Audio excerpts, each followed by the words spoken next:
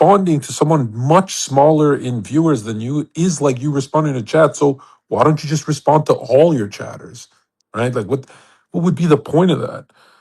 I've never understood the go to Walmart. Look at the average human being. I use this example a lot, but I've never said it like this before.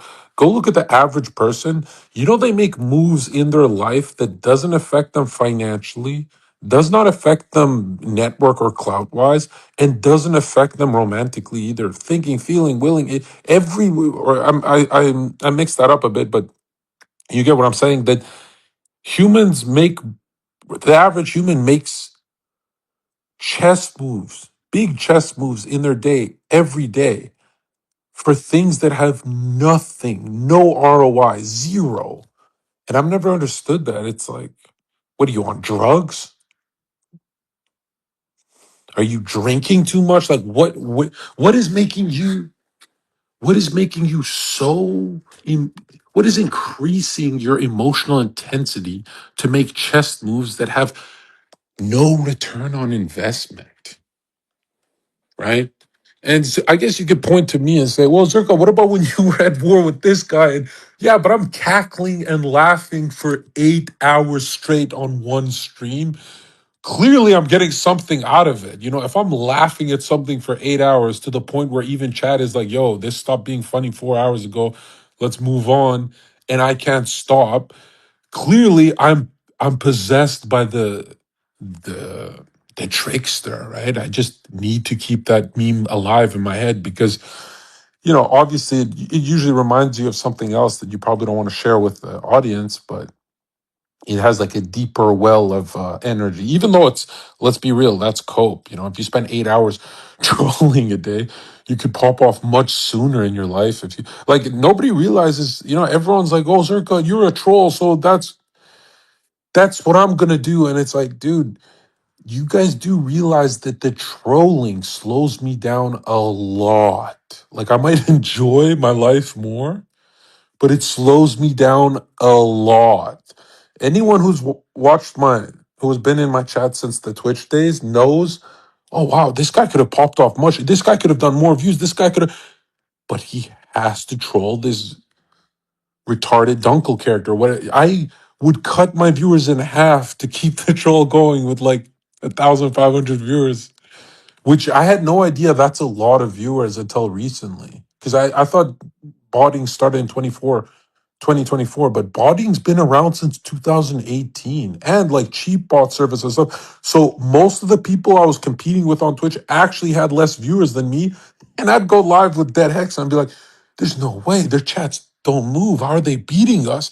And Dead Hex would be like, Dead Hex didn't even know. He's a smart kid, but he didn't know. No, none of us knew. Like none of I didn't even know that people bought their follower counts so they could get collabs, let alone their viewer counts, right?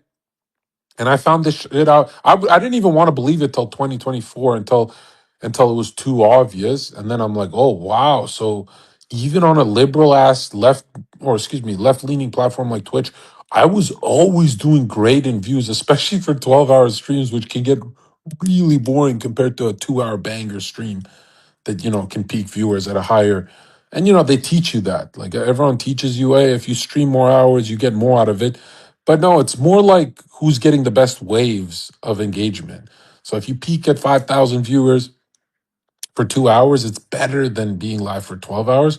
But if you genuinely love streaming, you can't stop. It's very, when you're locked in, you just can't stop. You're like, why would I kill that momentum? How do you even know you're going to repeat it tomorrow? Yeah, so it's like you wouldn't end that. But I just remember being so confused as to why so many streamers had higher viewer counts, and now they're working day jobs. Like every single, when I say I've had a lot of friends in my life, I don't mean like, oh, I'm the cool guy who made a lot of friends. No, I mean like I had a hacking system. I had Twitch. I had, when you're on social media, you make a lot of friends really fast. I don't even know if you call that friends, but that's what I mean. And they all went away, which is funny because a personality like mine shouldn't be around that many people. I'm very, very easily disgusted by humans. And I don't mean that just like in the way I usually talk about it. I mean it like if you say something that reminds me you're not going in my direction, I get really turned off. If I'm not laughing at you, I get really turned off around you. So a lot of good friends of mine were like, "Where did Zherka go? I must have said something to turn him off." And it's like, yeah, if you remind me your mountain has nothing to do with my mountain, it is like a huge red flag in my head that it's like, whoa, I make a mental note of. It's like if someone, it's like if I joined a Zoom call with a bunch of engineers talking about mathematics, a huge red flag in my head would just rise and I'd be like, oh shit, I'm wasting my life. I don't even know 2 plus 2 anymore. I don't know any of this shit. Like, this is not for me. Right. And then there are some idiots who there's intelligent idiots, which is the worst kind of idiot, that these types of souls, they they convince themselves, hey, I'm around smart people, therefore I'm gaining something. And that's not how it works. You could be around 1,000 geniuses. If you guys are climbing different mountains, you'll never speak their language. And it's even more dangerous if you do, because you'll stay on their mountain longer and realize, oh, it's not my mountain. And there is, when you wake up in the morning, not to make this a motivational thing, but when you wake up in the morning, there is nothing more important than realizing, oh, stagnation isn't an option, right? There is nothing inside of you that wants stagnation. You want your mountain, you want to climb it. And if you are as competitive as me for the things I want out of my life well, I already have them, but I want them to blossom further. They're not going to look like your things. Like, a lot of people are like, dude, we want the same stuff. And I'd be like, no, you wouldn't. If you were in my shoes, what would you do? And they'd be like, oh, Zerka, I would live stream or I would vlog. Like, okay, clearly we don't want the same things. I'd rather have money and focus on my craft. I would really love, if it was a speed operation, that would be awesome, where you can't get banned. The platforms are meeting you. They're not snaking you. You don't have to worry about getting banned and all this stupid shit. That would be a different thing. But even that would get played out for like a grown ass man with hair on his ass. Like, bro, some of you guys, that's why I tell you guys to make your dreams come true fast, so you're not older guys live streaming. There's a lot of you guys who are going to be doing your live streaming shit around 28, and you're going to start doing really well. And you're going to come to me for advice, and I'm going to be like, dude, this is like a 25-year-old man's game, maximum. Really, you see the top guys will be 18 and stuff. And then it's if you've watched Aiden Ross in the last 3 years, you're probably a loser. But if you watch them in 2022, you're probably having fun with your friends, learning about live streaming. Like, your thinking was alive, everything was creative. It gets played. As soon as Aiden passed the age of like 21, he got really hard to watch. It's like he's got too much hair on his face, just weird, right? Especially that kind of streaming thing. For me, it's a little different because you could see I'm doing something different than Aiden. I'm using the streaming thing to enter the bar scene again, the bar life, the girls, the money, all that, blah, blah, blah. And just, you could see I'm using live streaming as a lazy way of being social or getting bitches or whatever the fuck, right? And if you don't understand what I'm saying, is like, peaking early is a beautiful thing. Peaking early is a beautiful thing, because most of the fun you're going to have in your life is not from the emotional intensity of being at the top. And I know it's so rare. It's like 0.00001% of the population that's going to be a global household name. And so it sounds like I'm talking just for that person, but I'm not. Whatever your little niche is, I'm talking about that too, right? And I really think, down to my core, changing one person's life, hearing this, feels better than changing 1,000 lives, but just a little bit, like, just seeing some dude enter his stardom, just explode into the scene, is more beautiful than anything. And it's everlasting life forces. Like, you don't realize this because a lot of you guys who listen to me are younger, but you don't keep renewing your life sources through relationships and mastery of work. And when you're older, you're going to renew your life sources by helping people. That's just what older people do. That's why a lot of more mature careers are always consultation or helping someone in some kind of way, right? And these, I don't care. Don't look at money first. Let's look at fulfillment in their eyes. These are the most fulfilled kind of souls, right? And I'm saying it as a selfish thing too. It's not just like a Jesus message. I'm saying that you gain so much life forces from helping people. You sound more confident, you feel better, you're more energized, and then boom, you put it all into a book and make $52 million. But it's not you who made it, it's everyone you helped. All their life forces entering you over 10 years. And then you go, man, how the fuck did that happen? It happens to a bunch of people, man. People don't hang out with me because they think I'm a genius. People hang out with me because I'm alive. You know how little humans on earth are actually alive? Talk about successful men. Like, how many successful people do you know that you cannot even have a coffee with them because you're like, it's kind of boring, man. You're not alive. You clearly turned into a calculation machine. You're making money, but something's gone. There's no light behind your eyes. You look like the Zherka profile picture. You look fucked up. You know? I don't know how much I can trust a calculator. Like, where's the humanity? Right? And it's strange because everything online, everything that's trying to sell you shit, everything that's trying to even give you free advice so you respect them more. You know how people are like that? Everything is about, here, I have something intellectual. I'm going to take you to an intellectual space so you can learn something. And it's like, humans don't want to learn things for the sake of learning things. It's about replenishing life forces. That's why, any new student I have, they go, I think the greatest thing ever was joining Zherka, and he told me to unfollow everyone. So I did. I even unfollowed Zherka because he can post a lot of Dragon Ball and distractions and all that. And everything started fixing my life. It took a couple weeks, but everything started. Why? Because once you start seeing thought forms, the world of thoughts that these things can push into you, it's not you pushing out thought. You can get distracted with a Dragon Ball video for 5 hours, even if you're not into Dragon Ball. Did you know that? Like, don't think of how Zerka thinks. Think of how an average person thinks. An average person will turn. I swear to God, they do this. They can turn the TV on and go, "Oh, something interesting is on," but they never selected for it. So they just see Gordon Ramsay. They didn't say, "I want to watch Gordon Ramsay." They're just unconsciously turning the TV on and going, "Wow, something interesting's on." It's not interesting if it captures your attention. It's interesting if it comes from your inner soul. Meaning, Zerka gets up, he's not choosing entertainment, he's talking about Steiner. That's really difficult and dry for a lot of people. I hate to use those words because eventually you get to a point where that's all you want. I hate to, I've seen some intellectuals call it dry, like really dense literature. And I'm so against that right now. But let's be fair. Of like at 21, I was like, man, fuck this shit. Let's go to the good stuff. Let's manipulate people. Let's get what I want. But let's avoid all the dense shit as much as we can, at least. Which is the complete wrong approach because that's not how the mind works. The mind is made to struggle with dense material over and over again. And then you come back to it later, maybe months later, sometimes years later, and it all locks in. And you're like, what the? Well, not all. I'd say like 20% locks in, right? But that's the thing. Is like a lot of people are like, oh, this material is just not for me. The fuck do you mean it's not for you? You look at any master in any field, their material wasn't for them either, right?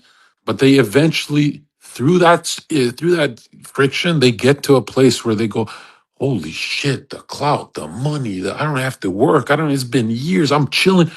I am chilling, but I'm not chilling because I'm getting paid for the friction, even if it's not my job, right? It's nobody told me to do that job. It's inner. It comes from the inside.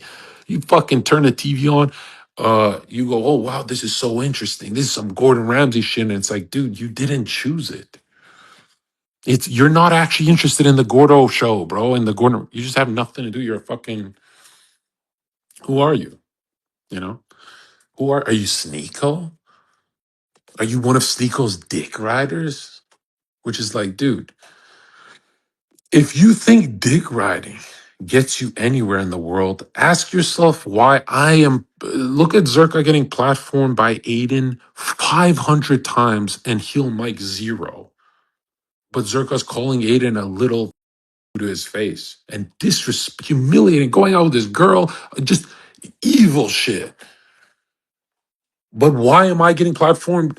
Like, you got to ask yourself, it's not, and Heel Mike is avoiding insulting the guy on stream. But they just, you know, the group hated him. They couldn't hate me because they're like, okay, this guy he's bringing something. Let's platform him, Let's try and destroy him, but let's keep platforming him. And who eventually wins from that? Me. And shout out to them because they eventually unbanned me three, 4 times almost. I think 4. I don't remember, bro. It's a blur. Yeah, the bans are a blur because it's all like you roll your eyes, you go, again, man, fuck this shit. And eventually, it's too much disrespect. They're like, when the fucking Serbians get involved, the Serbian moderation team, they're like, oh, bro, because I get thousands of letters from Serbs saying you saved my life, and I'm like, bro, you guys killed my people. Like, why are you emailing me this shit? And then so I go live and I'm like, man, fuck these guys, and immediately the fucking moderation team's like, okay, we're gonna keep him banned for now. It's like, dude, it doesn't hurt me. I swear to God, I would rather have Heel Mike unbanned, like in that 2024 year where I'm watching Heel Mike and I'm still banned. I would much rather have that than me get unbanned because it's like I wouldn't be using it. But why the fuck would someone respecting Aiden not get any platform time? He got zero. Mike got zero clout out of that whole saga. I had to pull him on, which is crazy because it's like he was the respectful one. But you got to ask yourself, is dick riding, what does dick riding mean? It doesn't mean that you don't have talent. You're just making a huge fool of yourself. Because imagine going live, dick riding Sneako, trying to signal to the world, they're like, yo, this is my guy. And it's like, dude, look at your analytics. It's not doing that much for you, bro. Like, you kind of look pathetic. Like, if your tongue is going to be up Sneako's ass, show the analytics. Show at least, have that kind of thing where you go, hey, my game plan's working. Yeah, here's the truth. Let's say you build yourself dick riding some dude, right? Brown tongue and all that. By the time you're done getting to, let's say, your 100,000 followers of dick riding, by the time you're done that, not only is all the top comments, who usually they're wrong, but in this case, are they wrong? It's like they're going to be saying that you're like the Mike Malek of the, you're kind of just that guy next to him. Not only are they going to say you're a suck up and all that, but really you're going to feel it inwardly. After you spend a year of sucking up to another human being, you've changed your soul so much, your soul structure, that it is impossible for you to fix it because it'll take a year to reverse all that. And I don't mean reverse like you're going backwards. I mean, you'll become a new thing. You won't go back. You'll become a third thing. So you'll be you and your talent plus the sucking up plus the third thing that comes out of it, which is so counterintuitive to what you want to do. Like, if I could build a young man's confidence for 5 years and he gets 0 followers, 0 money, but I'm still building his courage, one day he gets platform and he pops the fuck off and he doesn't need me anymore. It only takes once to pop off. I know a lot of you guys message me like, I don't believe when you say this because everyone pops off and their name just fades and they don't get to do the retirement plan like Zherka. And it's like, dude, you're pointing to examples that popped off. I'm not talking about popping off over a joke or a meme or sucking up to a friend or being a camera guy. I'm talking about popping off through individuation where people point their finger and they go, what is wrong with him? What is wrong with that guy? Wait a minute. Actually, in a weird way, he's so weird. It's kind of relatable. And if it's not, I respect that he is doubling down on his weirdness. It's almost like that man has nowhere to run anymore. He's got nowhere to run. He said, you know what? There's no mask in the world that fits my face. Let's use my real face. And people love that shit. Even if a human can only be real, what do we clock him? We clock humans for being real for like what? 10 minutes? Dude, 10 minutes on a live stream will skyrocket you. If you could be real for 10 minutes of your life, that's awesome. So some of the most real people we see, like rappers, they're snitches. They snitch to the police. It's not really the realness you were looking for, right? And a lot of people are afraid to be real without talent. Dude, talent grows in realness. Like, think about a little kid working on his archery all day, right? His bow and arrow skills. That's him, his alone time, his realness over many years. And then eventually, he's the greatest archer in the whole medieval village or whatever, right? So you guys don't realize that, like, the authentic part of you that's inside of you that keeps nudging you. I want to get out. I want to get out. I want to get out. But you don't want him out because he can actually get hurt in the world. Like, he carries the HP. And it's much worse to getting hurt inwardly than it is, getting a bruise on your face. Like, a lot of people come to me, they're like, oh, I'm afraid to get punched in the face. And I'm like, no, you're not. You think you are until you get punched in the face. And then you go, you know, that inward breakup pain I had, or that losing that job, or those pains are real. The physical stuff isn't what I swear to God, you could get the biggest pussy on earth. It's an illusion that the external world is going to hurt you if they punch you in the face. It's an illusion that hurts. What really hurts is failure. Bro, failure hurts so much because it always whispers the same story. It says, you're not going to get this until you can stand on your own 2 feet and fail with an upright spine. If you can fail with confidence, you can go to the next level. But what human can fail with confidence? Not even the top of the top. Look at the top athletes when they fail. Bro, it burns them alive the most, and they transmute the fire. You know how hard it is? For some people, it takes 10 years to transmute all the fire in them. For some rare individuals, it could take a year. For every single, think of a hermetic philosopher or a really wise sage. Wise meaning they suffered the most, right? Crystallized pain in the face, cuts and scars and all that. Think of that sage. As soon as he feels the anger from losing what he's trying to do, he stands firm. And that's it. A lot of people are like, the hardest thing is to do this. That no, the hardest thing is non-action. When you have to just keep standing and you're like, damn, I failed again. And this time it took a financial hit, it took a network hit, it took a romantic hit, it took multiple hits at the same time. And I feel like I'm getting worse at this. And at that moment, you have to keep your spine straight and keep standing. That moment, your mom, your friends, your whoever calls you, you cannot lash out at them. You have to have the conversation with them without being reactive, without saying, why the fuck are you calling me right now? And they're like, damn, what's wrong with you?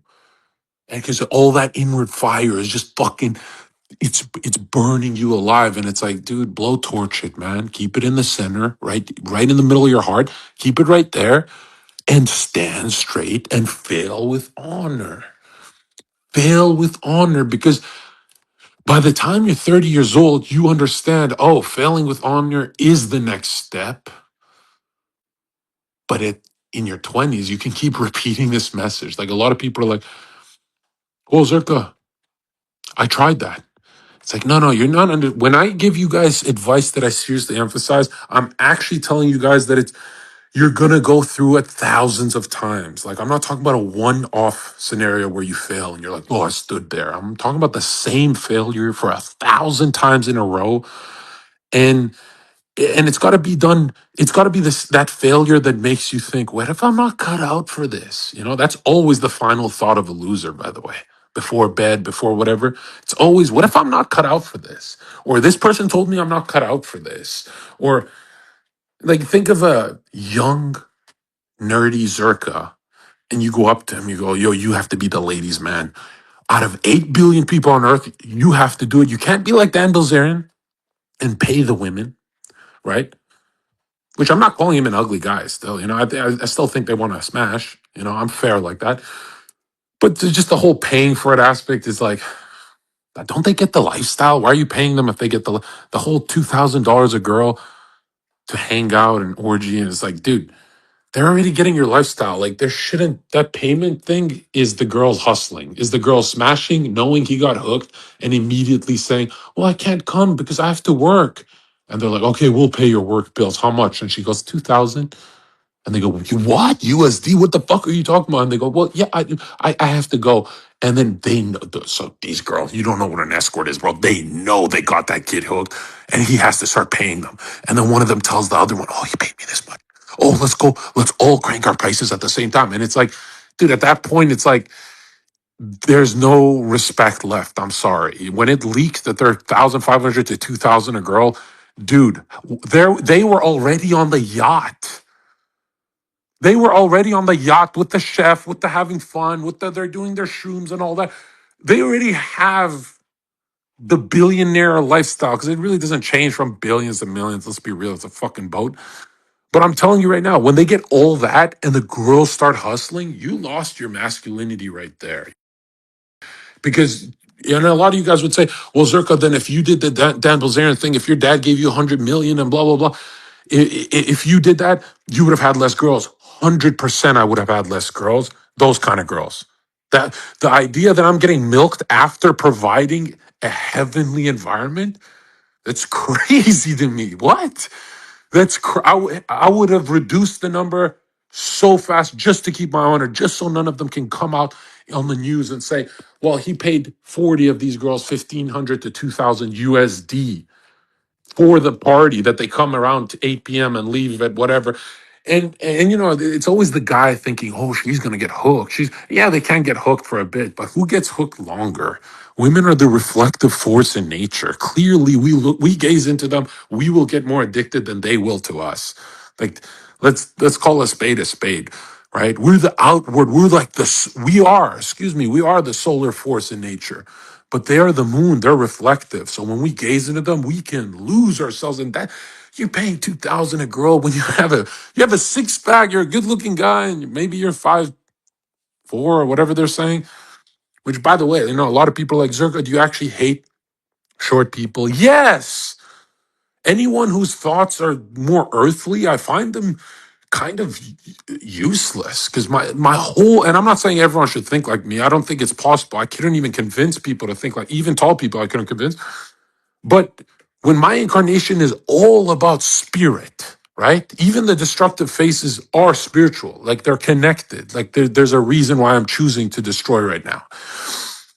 When you find someone like me that's etherically so upward, right? I'm not talking about pure, but I focus so much on thinking. I'm not saying I'm a thinking type, It's like I really am not saying that. I'm saying I'm focusing on it.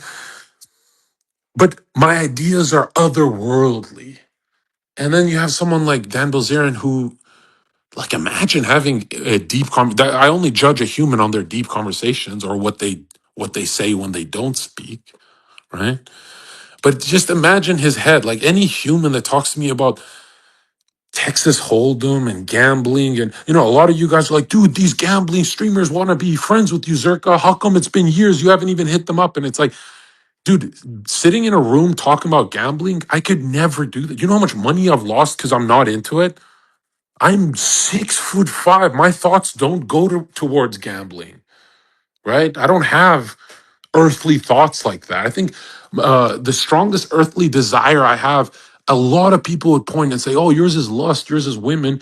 But if you saw the behind the scenes, you guys would be like, holy shit, he spent years alone. And I loved it. It was suffering, but I loved that kind of suffering because, we were doing, I guess it was COVID, we were doing other things. Like I was focused on other things, but it wasn't like that compulsive Sneako every weekend he needs to smash something. I've never had that compulsion. I force myself because it benefits me to have ladies around me, right? It benefits my incarnation, right? Yeah, it's like don't waste the chat archetype. I've seen a lot of people do that, and it's kind of depressing when you see that guy in Walmart. Like, I just hate that. It's like me being tall and not playing ball. Like all of you would be like, oh, Zherka, that's weird, bro. You can't be that tall and not play basketball. And I go, I know. It's horrible. It's actually horrible. It's like, and I grew up with black kids playing video games, those kind of black kids, right? And Dragon Ball and all that. I didn't grow up with right? And it's horrible. It's like, if you tell a tall guy, hey, if a tall guy says he doesn't play basketball, it's kind of like what the fuck are you on earth here for? Like, even just go play for fun at least, right? It's horrible, right? And you see that with anything, a good writer that doesn't write, that's all I could think of. If I meet a good writer, and I go, man, this guy's tweets are hard, and he doesn't write, I go, whoa, you're a fucking, or for you guys like entertainers, Zherka entertain me, you're so good at it and stuff. Bro, when people are not using their gifts, Dan Bilzerian, I don't have a beef because you're lying and calling Nick a Fed. That's not where my beef started. I don't have a beef at all. It's more like the paying the women thing. Like I remember on my Twitch days, you guys would ask me, you guys, what do you think of the short guy, 5'4" Dan Bilzerian? And I'm like, I wouldn't have anything. What would I talk to him about? How could I be a fan? Right? I remember Jackson Hinkle. When I first platformed Jackson Hinkle, he had like 50 viewers. Right? I'm like, oh, this guy's gonna be the real deal because he's gonna pop off because just the interactions with Adriana and stuff was funny. So, but I remember going to his house in LA and he had Dan Bilzerian's book, and I'm like, he shows me, he's like, yo, I bought Dan Bilzerian's book, and I remember thinking like, how do you guys? What is in this book that a political guy like you could, get into? I didn't even get it. It's like how, I went through like one page. And I'm like, what the fuck is this shit, right? And by the way, it's the book. It's a book based on lies. When a human being lies this much about their own incarnation, they are deeply insecure. Dan Bilzerian tells the world. I don't care about any of the military lies or any of that. I don't care about none of that stuff. I care about, and I do care. I care enough to mention it right now, but I don't care as in I don't need to put focus on all of his lies. This one lie is what really pisses me off. He he somehow, and because he's effective with his lie, like he convinced enough people, it pisses me off even more. Because if he didn't get away with it, I'd be like, yeah, whatever. But he convinced a huge majority of his fan base that his rich dad didn't give him the money, even after it was leaked that well, we know the truth now. All of his success came from his father, who is it like some kind of scammer or whatever, which means it's in his blood to scam, by the way. Like my dad can't even throw bubble gum on the ground, and your dad can fucking embezzle money and do all this kind of crazy shit. It's like when people tell me they have crook family, I'm like, bro, being a crook is in your blood. For me, it's an outlaw archetype that I need to do. I remember being a young kid and I needed to individuate. I don't know why. I had an itching to individuate because I couldn't be a thief to be a thief. Like if I stole something as an 18-year-old, 17-year-old kid when my desire body was strong, but it didn't focus on women. For some reason, it focused on anything to do with courage building and where could you build the most courage. For some reason, my teenage brain said, and the trickster thing is funny too, but the most thrill I'd get from being more kind of introverted, but to pop out of that introverted energy, because I knew that, life is horrible for introverts, let's be real. I knew I had to push out of it. And I didn't do drugs, I didn't do alcohol, I didn't do none of that, but I needed to push out of my shell somehow. And I didn't want to do the girl path. I didn't want to do any other path. The only path that made sense to me was against corporations and government and all the stuff that bothers me today. And for some reason, it was I'm going to start stealing this Lego box from a big Walmart or Toys R Us or whatever. And when the alarm goes, and I didn't, I like Lego, but not as much as my friends or whatever. So I would always give what I'm stealing to a buddy of mine, or my buddies would laugh that I would do it. They'd be like, holy shit, he actually did it. And I would be covered in sweat like I did a line of Coke before Coke was even a thing, before I even knew what it was. And the alarm would go off and it was like beep, beep, beep. And it became a kleptomania kind of thing for me where because I didn't want to individuate with girls like other teenagers with a job, with going to college, the only way I knew how to do, shit that builds courage was go to a big corporation and, you know, test my speed. I used to be a really fast kid actually. Not for a long time, but yeah, I used to be pretty fast. And I still remember thinking to myself, like, wow, this is an introvert would never do. Like, if you pay an introvert money, he can't steal something from Walmart, right? So in my head, this was a big win, huge win. Like the first time the outlaw archetype said, "Good, Zherka, good, you're breaking out of the matrix. Soon you'll focus on girls, but we're starting with the outlaw that nobody can stop you." And it was strange because this is the first time in my life I was getting a huge rush from doing something extremely masculine. Like if you get caught, you go to jail or whatever happens. I don't know. You get humiliated, you know?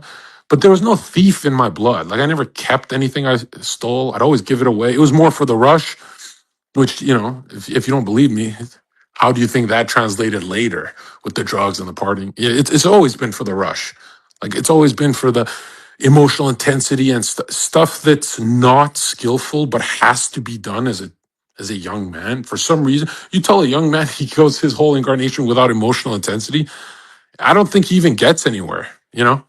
Like when that demand comes, it's your turn. I'm not saying you go get locked up and go to prison. You know, like you look at black guys, they're shooting each other on the street because the outlaw archetype is just dominating them. They don't even have 20% control. It's horrific, right? By control, I mean, are you going to jail for what you're doing, right? Or are you getting chicks or are you getting a harassment charge? Like the guy more in control, let's say he's in 10, 20% control of his body and his thinking, you know, he's trying his best. That guy won't go to get the harassment charge, but everyone else will get, you know, if impulses are just ruling you, you will get that harassment charge. Your life will go to shit fast, right? Which is interesting because do you want the courage or not? Like, do you want to go talk to her or not? Do you want to say the thing or do you want to individuate or do you want to say a child? You know, these are things that everyone battles.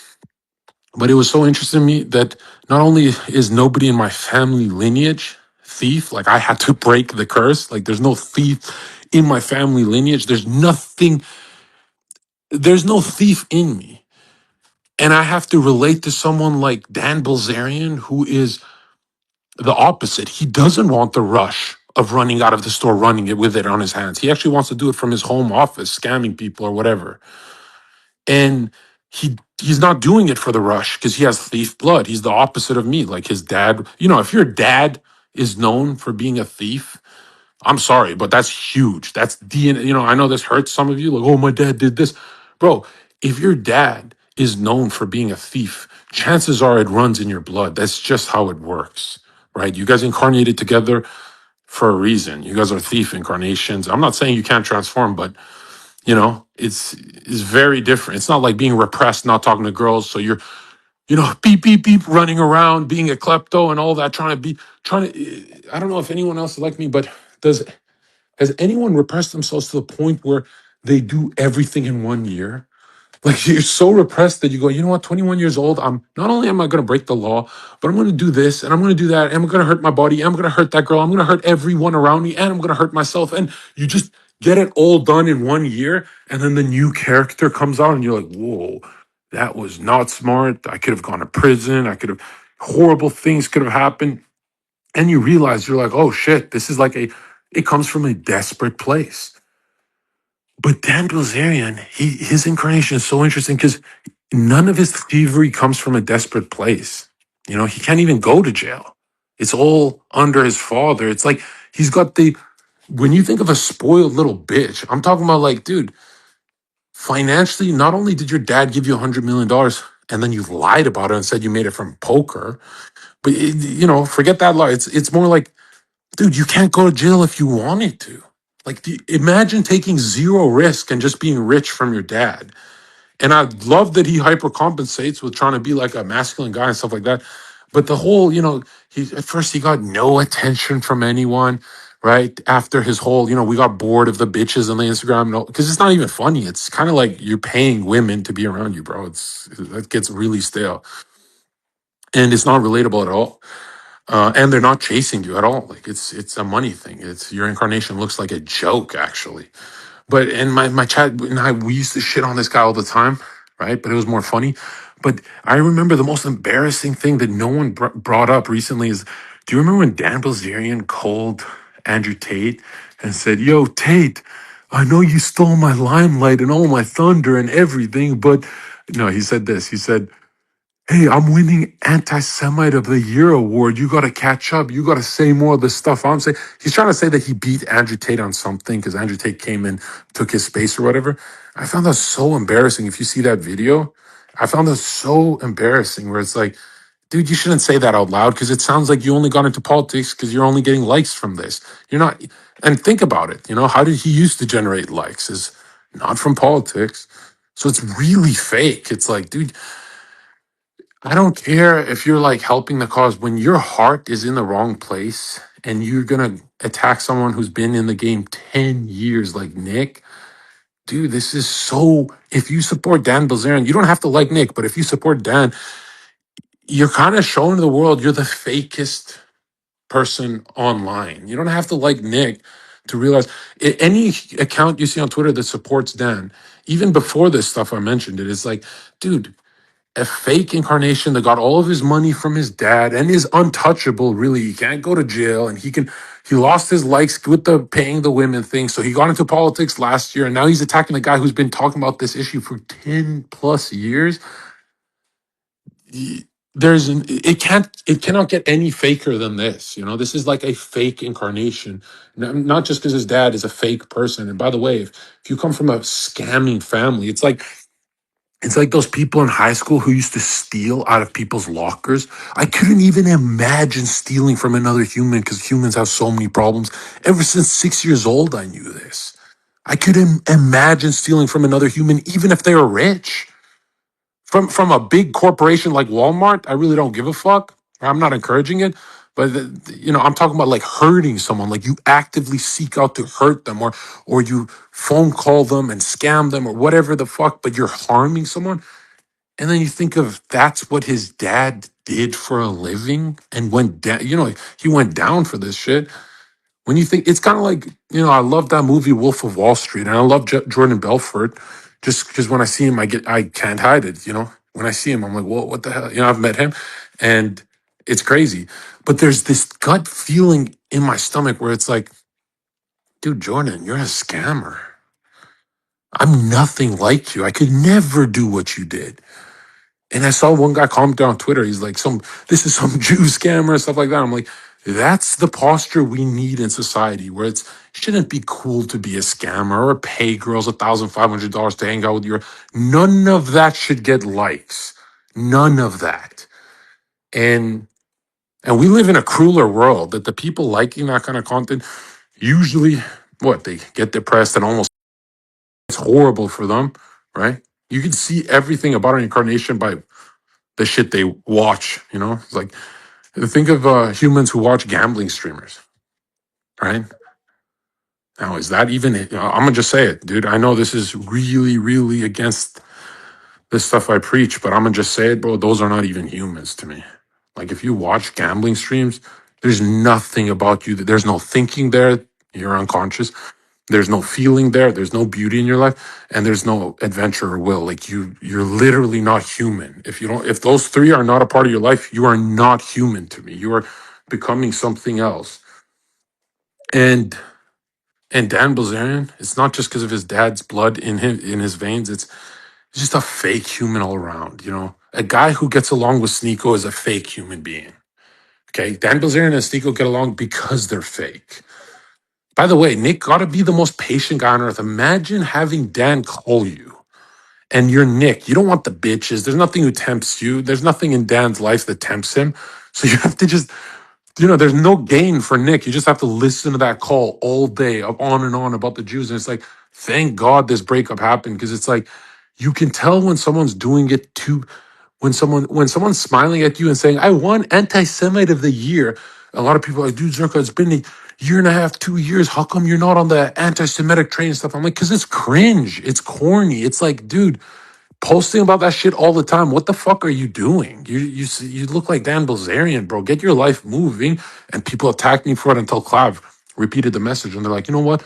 Clav listened to Zherka, and it's working for him. It's like, of course it's working. Do you guys want to turn out like Dan Bilzerian, right? Imagine without the dad, though.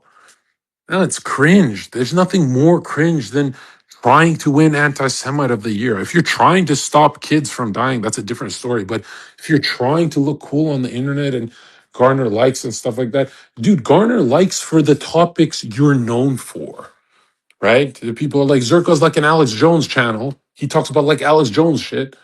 That's what he gets his likes from. He doesn't, you know what I mean? So when the whole world started trying the anti-Semitic, world thought, they joined that. They plugged themselves into that. That's when I got out. I was like, bro, this got cringe so fast. It's like how the whole world talks about Drake, and it's like, dude, are we like Drake is literally he makes some good songs, but no one. I'll say this, man. You will never find a woman that doesn't cringe at you for listening to Drake when you play it in the car, when you whatever, unless she's a super fan, which is rare. And if she is a super fan, she enjoys listening to it alone, by the way, not with you. You look like as gay as Aiden looks when he's hovering around him, where it's like, I'm telling you guys how to be cool in person, that not all your impulses are the real you. That impulse you have to listen to Drake in the car with the girls, that impulse is gay. I'm telling you, you look gay in front of their eyes, and I'm the expert. I'm literally the expert at telling a guy to stop being gay. It's like, bro, I can fix your little gay bad habits because it's not the real you. The real you doesn't run on the Drake impulse and all that. It's gay.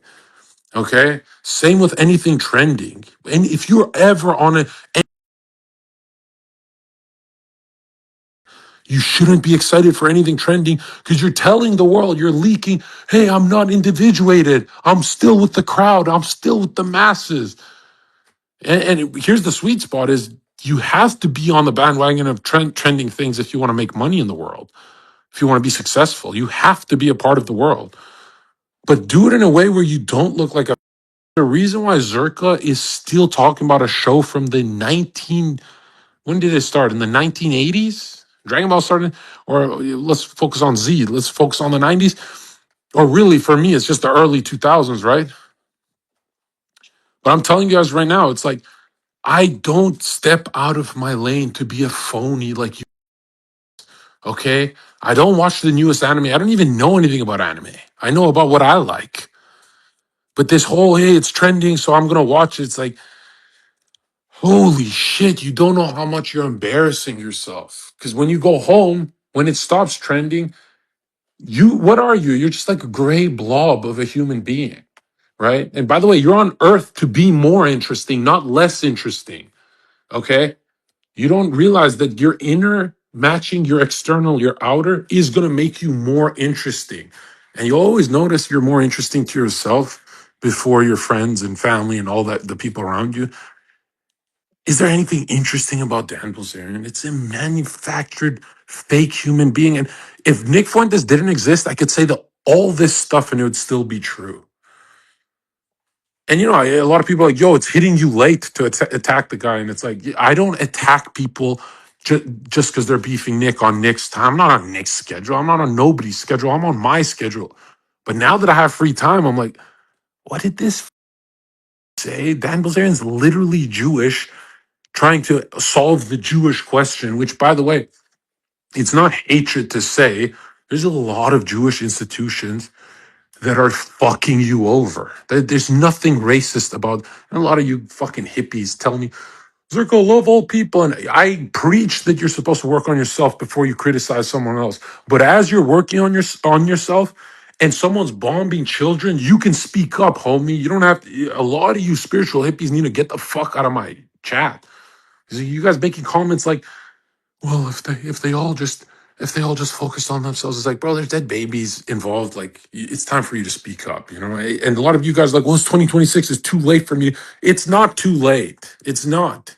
Structure your soul based on what you see is wrong. If you see blood on the TV, dead kids, and you know it's not fake news because you did the research, you got to speak up, homie. You can't be like Dan Bilzerian speaking up, because in the beginning it was so awesome when he spoke up. I was like, look at this, man. This is righteous indignation. But the more I watch, the more I'm like, oh, this is for likes? Oh, he's doing it to be that guy? Oh, this is getting embarrassing. And then Nick had his analysis of Dan, and I'm like, unfortunately, that's everything I thought. Which I'm biased too. Like a lot of people are like, dude, if you've been watching Nick religiously since 2018, Zerka, you are clearly biased. And it's like, I am. I'm really biased. But I'm telling you right now, if you choose to go with Dan, you got to really ask yourself, where the fuck is it going? Right? The guy's talking about killing people. Like, that's just embarrassing, dude. If your incarnation ever tries to sound tough and say, hey, we should shoot this person or that person, it's like, dude, you've lost it. You've, by the way, and you're the dangerous guy because there's retards in your chat that'll actually go do it, and then what happens, right? And I'm not the guy who says, oh, and then there's censorship and all that. I'm the guy that says someone died. Like, I found that really weird when Nick said, and then we get censored if one of your goons go out and kill someone because you inspired them. And I'm like, dude, that's not the issue. The issue is that someone died. God does not like that. Okay. So if Dan Bilzerian's talking tough, and the result is one of his chatters goes out and kills someone, the first issue before the system changes or the censorship comes is that someone died, and we are all responsible for that, which is really interesting. It's like, if you're in these spaces, like, a lot of you guys are like, oh, I'm in these spaces trolling and I'm not responsible for. Dude, you're responsible for your thought forms. You really think that your will being activated, your will, you're not your true will, but your instinctive impulses to say certain things isn't being tallied? Like, think of the Catholic purgatory. It's like, it's all being tallied, dude. And a lot of you guys don't realize that it's like, being an online personality or whatever you guys are, chatters, it's fine if you have a check mark, but if you are the unconscious masses, you might be doing a horrific level of damage to yourself. And you have to go through and see all that. And it's traumatizing on the other side. I guarantee you guys are going to be like, whoa, what the fuck? Maybe liking Dan Bilzerian's post after he said he's gonna kill someone. Maybe I don't want to do that, right? Or you guys got to ask yourself why you incarnated in a timeline where you can like and dislike things. Is it just for fun? You know, where you have more of a say in what your soul does, where you have more of effect on the world. Your likes and dislikes, they really matter. That's why I try and curate people's timelines. I'm like, if your timeline could be just as soft and normal as possible. By normal, I mean peaceful, like inner peace. Some animal videos, some Dragon Ball, some just things that keep you human. Because a lot of the other stuff is going to bleed in there and agitate you and make you, like and dislike horrific shit and do damage to yourself. And it's like, dude, draw the line at killing people. How about that? I think you should draw the line let's say you're developing mastery over something.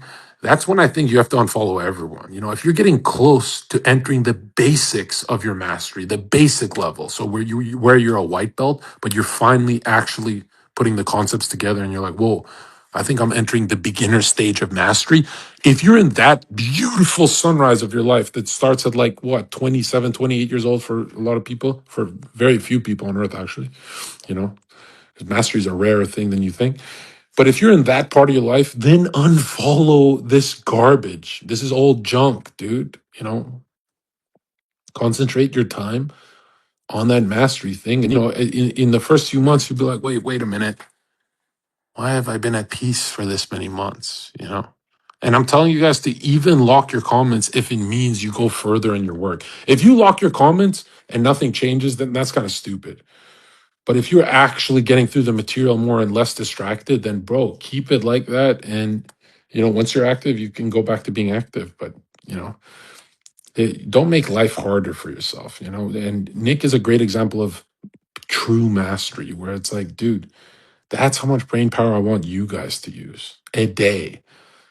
And Dan Bilzerian, he looks like he doesn't use anything in between his ears. It looks very performative, scripted, and I'm not gonna lie, dude. There's something about Dan where it's like, you look 6'10" online. How the fuck are you this short? And why the fuck are we? Why is anyone letting that pass? Okay, I mean, if you look short and jacked, like, what the fuck is that about? Right? There's no president who was short in history. Why are you talking about politics? Right? And people will be like, what about Nick? And it's like, bro, Nick isn't president. Right? He's doing his thing. He's not president. Dan Bilzerian's actually trying to run for office. Like, that's just crazy, dude.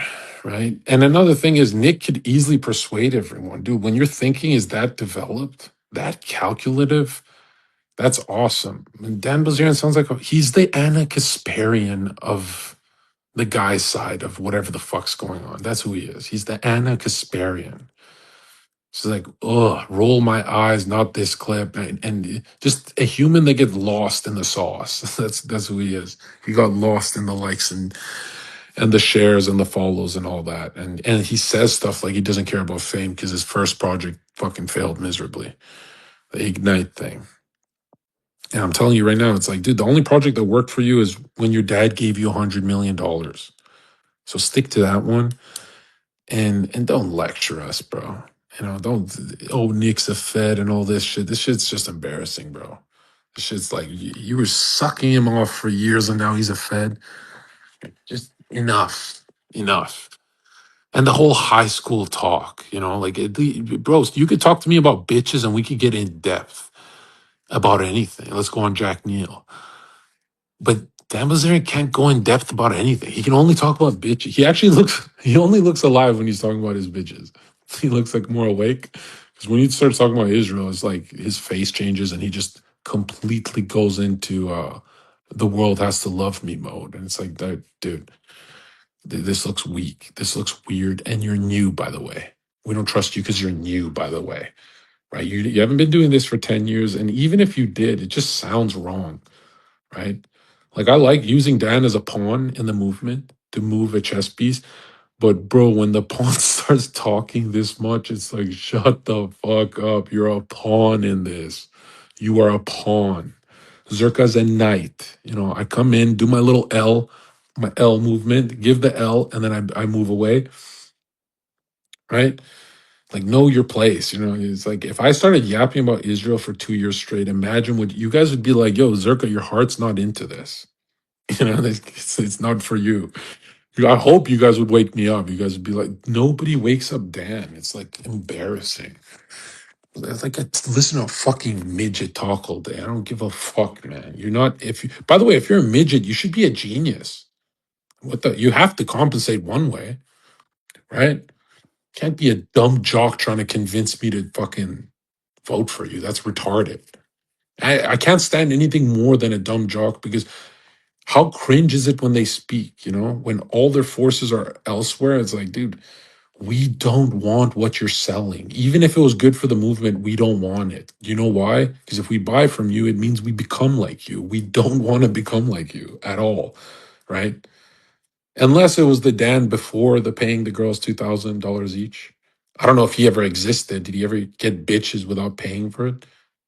I was convinced he does I was convinced. I used to even defend the guy. I used to be like, nah, he gets bitches. And it's like, he's 5'8", maybe not. Like there's nothing in a woman's DNA that says you are 5'8", let's procreate.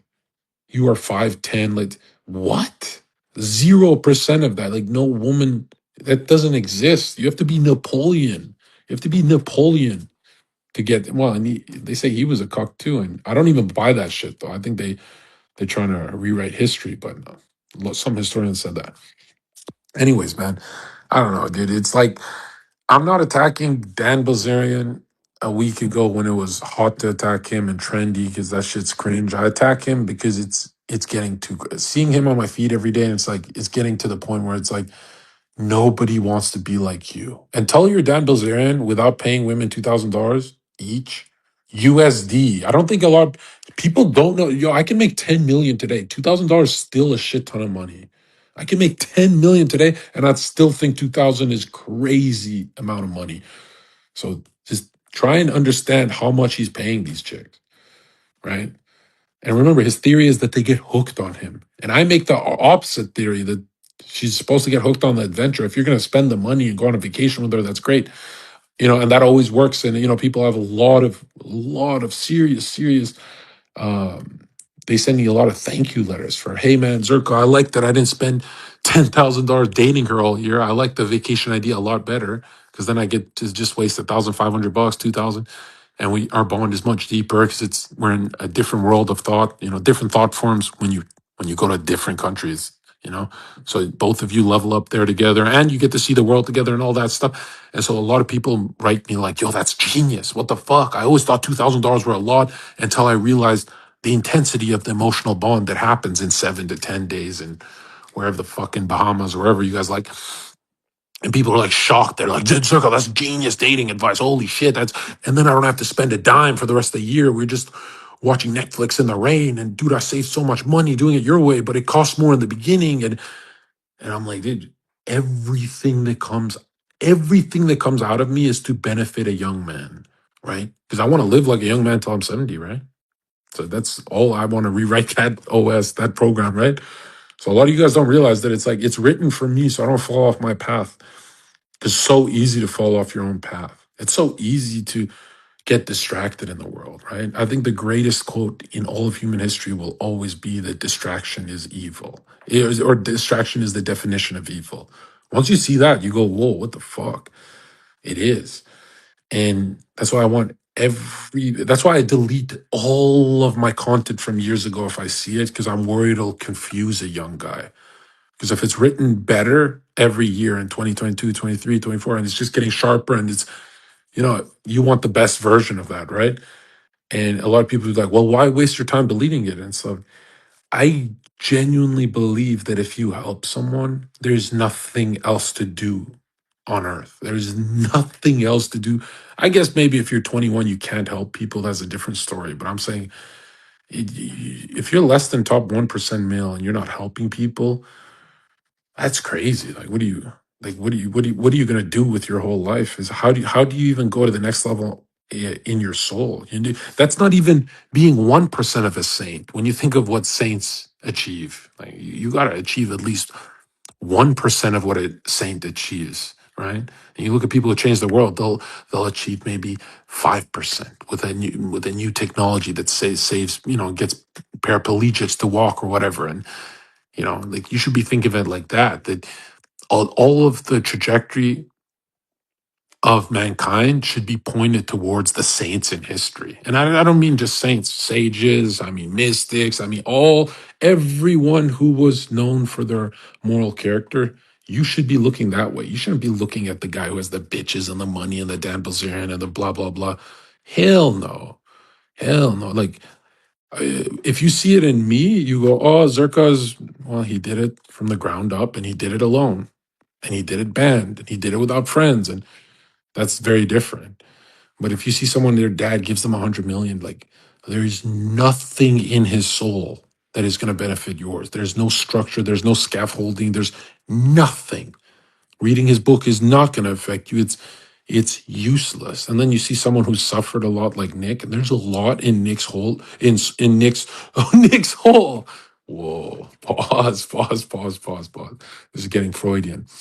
There's a lot in Nick's soul, his scaffolding, his just the way he went through the world and suffered, that even if you're a black guy, you could benefit from that. Right? If you're a black guy and you got inspired to wear a suit and tie from Nick, he's already helped you tremendously. Or if you want more order in your life, which a lot of people don't realize, that not only are you scattered into pieces your whole life, but the whole point of life is to have enough pieces to play with, which is the chaos, right? Get out there, make it happen. And then putting the pieces in order. That's the whole, but your whole incarnation should look like Zherka, from chaos to order, not from order to order, which is horrible. Like, look how much chaos was in Nick's incarnation. You want to see these chaotic figures because you go, whoa, that makes a lot of sense. They had a lot of material to work with, right? And then there's more uptight people who go from order to order to order and they never pop off because there's no chaos. And you're like, oh, what the fuck, right? And then there's Sneako. It's like, dude, I don't know what it is with Sneako, but he cannot chill the fuck out. He always has to say something about everyone. It's like, dude, nobody would care if you weren't a liberal, but you're a left-leaning green flag liberal. You should not be mixing with anything red. No red flags, no red pills, none of that part of the internet. Clav could easily mix with that, right? There's some overlap there. But Sneako's channel has, for the last few years, which means his soul's changed forever. He structured it differently. It's over. For the last few years, it's over for Sneako. Like, dude, you can't just snap your fingers and forgive someone if their soul is structured in a blue pill, green flag, liberal ass way. And by the way, I could easily hang out with a liberal like Destiny. This is like just blue. I think it's funny. But the green flag liberals, I could never hang out with them. I'm telling you right now, if you're an Islamic kind of person, there's way too much group soul activity happening where I cannot respect you. And it's not being racist or anything. I can see your imam saying something and it just changes your mind, you know, and which Christians, by the way, they don't change their mind because their priest tells them something. Christians are much more individuated, where they're more stubborn, and even the women, like, they're higher level on that kind of psychic evolution. Let's be real, you know. And a lot of, you know, there's some esoteric channels that say, Zherka, that's not fair. What if you're developing with an Eastern mind and all you promote is a Western mind? It's like, I promote a Western mind because my followers are like me. So obviously, I'm going to promote this type of evolution. I'm not going to promote no fucking Chinese tanky evolution. What the fuck are you talking about? Right? I'm not going to get them to swim upstream. They won't even enjoy it. That's retarded. And Sneako is just like the worst kind of liberal in my opinion. Like a green flag liberal is so much worse than a blue. Something about the blue is like, okay, something happened to you as a kid. And well, it happened to all of us, really, but we went our different paths. And some people are like, well, Zherka, you were left leaning when you were like a teenager. And no, I was never. I was never with Che Guevara. I was never communist. I didn't like corporations, but that's about it. And to this day, I don't like corporations, you know? If you look at those profit margins, it's just evil. It's brutal. Yeah, I mean, in my system, it wouldn't be like that at all. But I'm no commie. I'm no left leaning fucking. I've never had that. Like, ever since a kid, I was just the kid who watched Dragon Ball. That's all I've ever been. So anytime a woman would act differently from Bulma, Chi-Chi, or any Android 18, those are like three archetypal forces of three completely different female personalities. But when I see women acting out of that archetypal pattern, I always thought, and I don't care how pretty you are, you're trans, bro. You're weird. Get the fuck away from me, right? And so I grew up with that. So my world's very red pill, very, to me, it's really normal. I know it's not normal in 2026, but to me, that's extremely normal. And so when women get really feminist and up in my face, I go, it's funny, but you don't remind me of Bulma. You don't remind me of Chi-Chi. You don't remind me of Android 18. You don't remind me of the trinity of femininity. And I'm not saying they're all feminine. They're very different personalities, you know, 18 strong and all that, but it's just done correctly with taste and in a way that makes sense. And I'm talking about to my instincts, to everything. And to me, it's like there's nothing sadder than a woman trying to look nice in front of me. Like, let's say she's trying to chat me up or whatever, and it's like, dude, you don't fit my childhood patterns of what a female is. Stop talking to me. You don't fit the soft female. You don't fit the strong archetype. You don't fit none of. You fit this weird mold of disgusting feminist type. And I feminists hate me because they can see me disgusted around them, like genuinely disgusted. And they hate that. Like no human wants to feel like, oh, I'm making another human disgusted of whatever you've structured in your soul is I know it's a part of the spirit of the times, and we have to get through this phase. But to me, I'm never gonna lie to myself. I'm always gonna say that shit's disgusting. Where do I see that most is with Dan Bilzerian. The way he talks is identical to a feminist like Anna Kasparian. It's like it started off cool and then it just became like this. You're dragging it on, mate. Shut the fuck up, man. Okay. And it's not because of Nick, bro. I was looking for a reason to just say this guy's gay as fuck. Because it's just like the beard, everything is just weird about when a human being doesn't change their look week to week, month to month, it shows me that they're really invested in that look. And it looks to me like the gay. It's like that guy who has a buzz cut for 10 years. It's like, bro, you don't have weeks where it just grows out and it gets messy and you like, what? If you've had a beard for 10 years, how's that even happen? Doesn't life get in the way? Like, how are you sustaining one look your whole life? You Google me, there's 1,000 different looks depending on what I'm going through, right? It's like, I'm with the seasons. This idea that it's like Sneako, he always looks the same. He's always looked the same for the last 10 years. It's like, bro, you've had one look. Like, clearly you're not in the world at all. Like you're in your head too much and you're just afraid. And it's just, if Dan Bilzerian's had a beard for 10 years and it's like, dude, I can't trust someone who's that into their looks, like, right?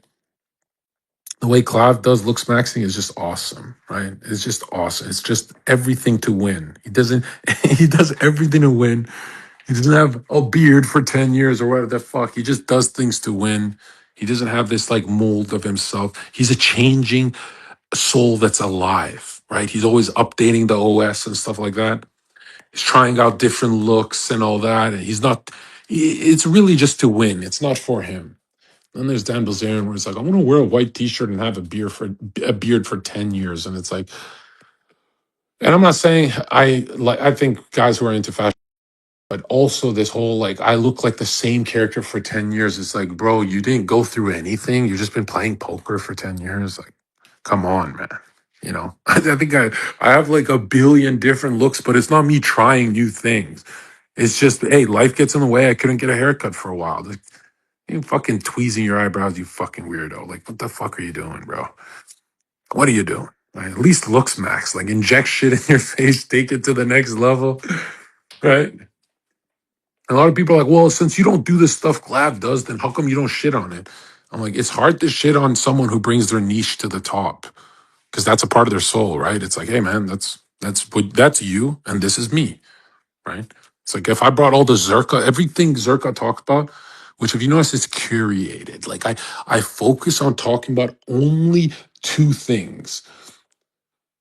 What brings me closer to mastery, which is my inner world, is like that's everything to me, and my inner child. There's nothing else about me. That's the only stuff I care about, and they're both inward things. I've had enough outward adventure and experiences. Now it's time to, get orderly and really maximize my life. But yeah, it's like most humans talk about outward things like Drake did this, Drake Iceman, Drake that. So you're right. Or, hey, did you see this new video game or GTA? Or, I'm excited for GTA, but I don't talk about it because it's cringe. It's like, dude, guys, if you're talking about everything outward in the world, you're leaking that you're like a hollow type of who the fuck are you? There's nothing, you can't even name anything that rotates around your world of thought. There's nothing. It's just, well, Drake's here. Are you sure that's your thought? Well, they just listen to Iceman. Bro, you're literally. And remember, I teach that it's better to be broke 5 years and build a really strong inner soul than be Aiden Ross. I'm telling you right now, it's way better to do it that way. If you put me on a lie detector and you say, would you rather have this incarnation or this one? I will always choose the one that gets the respect on camera. I will always choose the one where if you're hating on him, it's because you're jealous. You're clearly just jealous of the guy. I'll always choose the one that even if he's hated by the world would trade shoes with him in a second, even if he didn't have money. That's the guy, you know? And then there's Aiden Ross is like, bro, if you take out the money, would you trade lives with him? Everyone would say no. That means he didn't build maybe XUC is a better example, but I don't know. Like, who's the richest guy? You should be looking at humans like that. That's when you can get really transparent, you know? You look at someone, you go, what's inside of Dan Bilzerian? Pause, no homo. And then you go, whoa. So it's kind of an empty void in there, right? There's no chaos. There's nothing. There's no inner conflict. It's just an old man talk. It's just a beard with a white shirt talking to me and a weird haircut. And where's Dan going to be in 10 years? You ever think of things like that? I don't think he could ever make it in politics. Why? Dude, when you're known as being your dad's player, so basically his dad had a desire to have a lot of bitches, but because he got old fast, he couldn't do it. So the desire doesn't go away. It doesn't just stay in the astral realm. It actually pushes through Dan, right? Like my dad was so orderly, so disciplined, and all that. And so his chaotic inner masculine nature to get all the bitches, he didn't live it as much as he should have, but you can see it in his children, not his other two children, but in me, right? And so we're connected. We all incarnate together because we have shit that we want to do on earth like that. And so I don't know. It's like you could tell his dad paid for pussy too. Like, this is anyone arguing that? Like, you just see it. Not to insult the scammer, but right, we gotta respect scammers. Like, his dad made this kind of a business and this kind of money. It's like, dude, it's a scammer. And I go as far as saying, only people who are OnlyFans managers are not people I want to ever respect. Like, that's how you made your money. That's kind of like, I can't respect it because it never crossed my mind to do it that way. Meaning, my soul is structured differently from yours. And people are like, well, what about Clout and stuff? And it's like, dude, he has his own thing too. He's not known for that. He has his own thing going. He had 500,000 followers on his TikTok. Like, he had his own thing going. What are you talking about? Like, don't delete someone's own thing they have to say it's one way or the other, right? But if that's how they made their money, like Andrew Tate, that shit stings, bro. That's like, dude, you're giving us a path to make money in a path that most of, my followers don't want to be OnlyFans managers. Their souls don't, you could tell because if you ask them to do the job, they'll laugh. They'll be like, bro, that's gay. It's like, dude, why don't you do it for the money? It's like, no, that's gay. It's like the soul rejects it. It knows that in the future it's going to bother them. It knows that it's not worth it, even for this incarnation, because you just lose so much doing that. And yeah, so me and my followers, like, it's not even an option in our heads, right? Like 0% option. Which, by the way, I'm not totally against it the way Bradley Martin or these guys do it, where he's signing them for a YouTube thing and they have an OnlyFans. That's a little different. If you're going to be on someone's YouTube channel and they want to take a cut off you, I think that's extremely fair because these women are talentless. Like, completely, it's like, what are you talking about?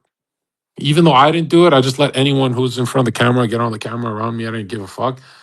No, I wouldn't want the world to be gynocentric and feminine, where the woman gets everything the guy gets. No, I like that you're taking a cut at them, right? It's not like you're making OnlyFans content with them. That's a little different. But yeah, a lot of people are like, you got to call him out for this, or you're not a homie. Dude, I'm not afraid of losing homies for an opinion. I'm not like those. I've never been that guy. I'm telling you right now, if you're a YouTuber and you put an OnlyFans girl on, to be on your content, but she has to pay you money to be on. I find that completely normal. Even though I've never done it myself, completely if I could go back, would I do it? Probably not. But if I came back from the future and told my younger self to do it, yeah, I would. Yeah, I could easily convince that Zherka. I'd be like, dude, she's a fucking hoe using you. That's like an easy argument to make. The fuck are you talking about?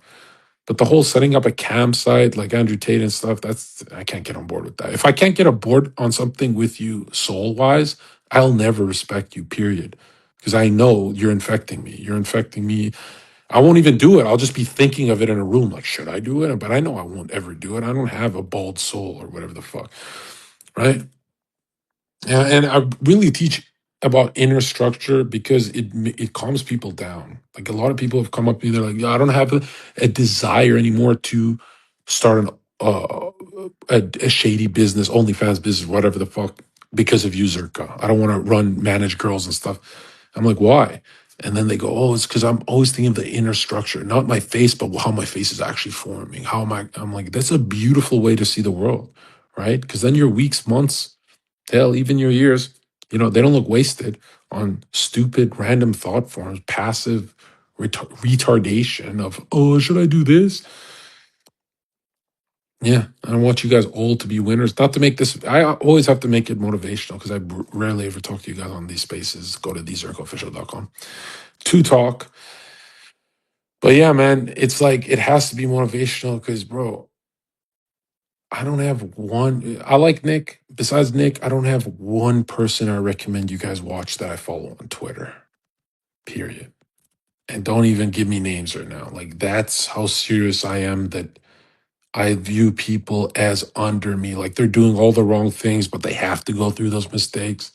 I think, especially in the spaces I'm in, it's like, or the part of the internet I'm at, it's like, if you don't live your life like Zherka, I genuinely find you to be like a mentally ill, especially because you know who I am, right? You're on my side of the internet. It's like, if you don't live your life like Zherka, I find you off balance, weird, boring, disgusting, degenerate, all of the above. It's like, And who's really doing it? It's like, dude, these people they're getting dumber, if anything. They're getting dumber, and it's pathetic. It's like, and if I, yeah, you know what's weird is I think I'm the only human on earth that could say my interests are not subjective. My interests are objective.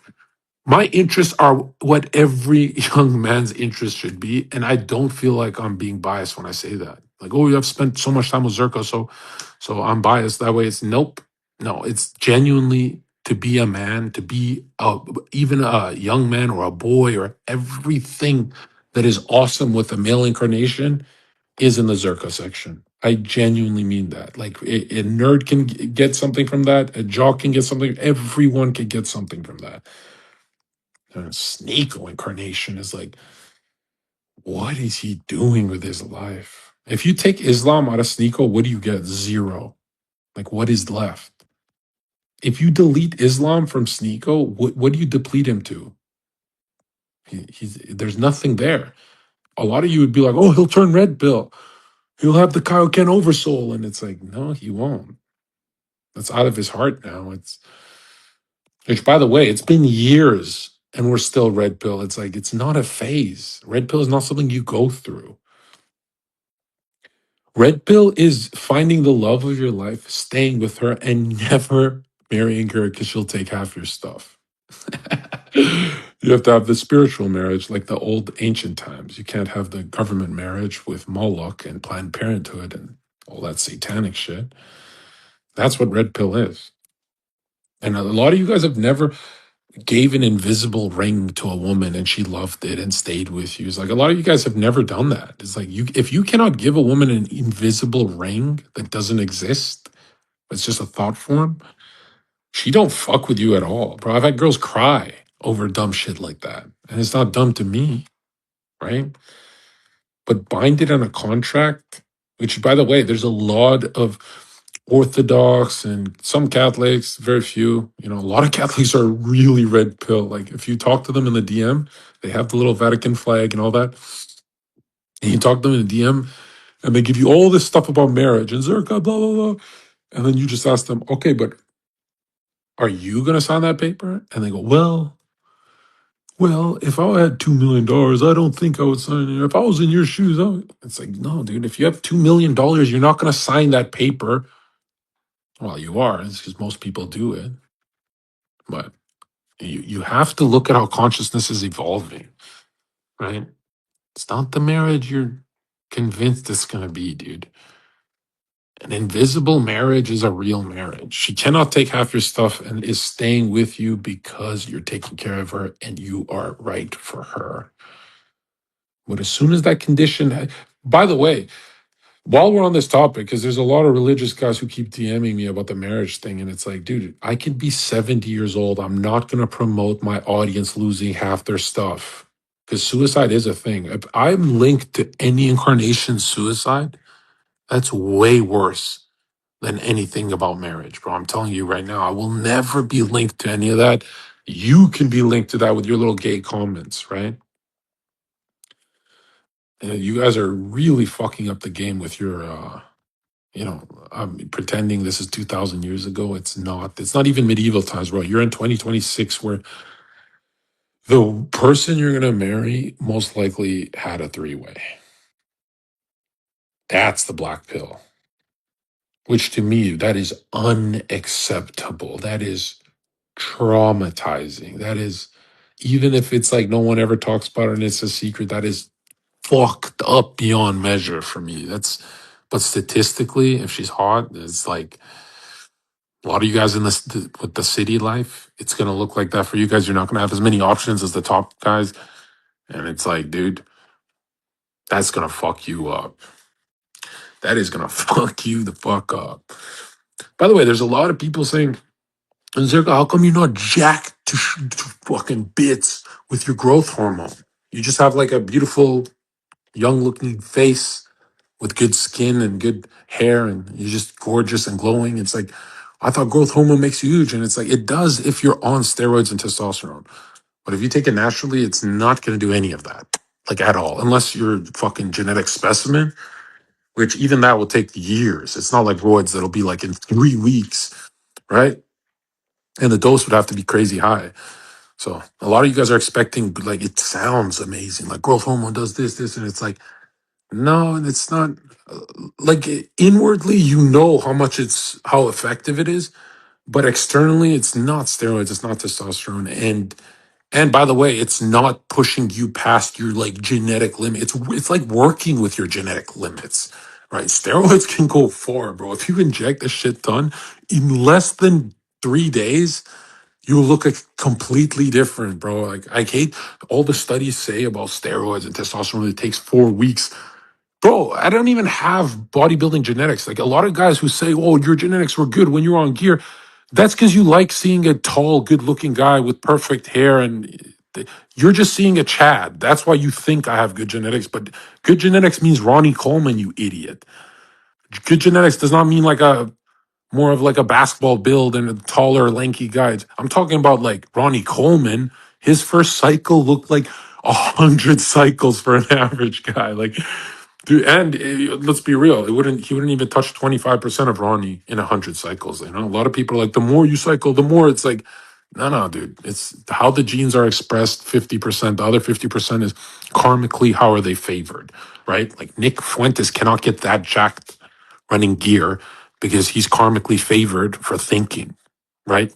It's not his consciousness isn't tied too much to his body. That's why he doesn't like gym goers and stuff like that. The reason why I don't like gym goers is because it ate up a lot of my time. Like you guys got to remember, in my day, I was unemployed, 3 hours a day working out at the gym, plus cardio, plus socializing there. So I was eating up my whole day for many years. And no girls, like a lot of people are like, dude, when you were in your streaming phase, you were avoiding women to be the top streamer and getting the subscribers and stuff. And it's like, yeah, but the bodybuilding days, I was getting no bitches because I was just training my ass off. And I was never, even with all that gear, I just wanted more and more. Like I get really obsessed with the mastery phase, right? And so, and that's why I felt deprived. And, when I'm bouncing and I stopped bodybuilding, I immediately jumped into the bitches because I'm like, what the fuck am I doing? I'm not even going to compete. And, I snapped out of it after a few years. So when you look at my trajectory of my 20s, there's a couple years in bodybuilding, there's a couple years in this business, and then there's a couple years in streaming where there's zero women. And people are like, how do you do that? You're like a saint, you're like a monk. And it's like, dude, when I get into the mastery to me of what you're doing is way just your thinking becomes alive again. It's like it's so important to me, which is bad because you're not supposed to miss out on that many years of social life. If you look at a Chad incarnation, very few of them spend that much time alone like me. It's not healthy, not normal, counterproductive. A lot of people are like, oh, you make more money doing that. Not really. No, you want to be balanced, right? Because, for example, you could be right and, you could be winning this argument, but if you repress someone that much, they go to jail. They go to jail for, when it all bursts. Then how many years are you wasting? Of your 20s, too. That's why I teach people balance. Not so I can sound like Yoda, it's so you can go faster.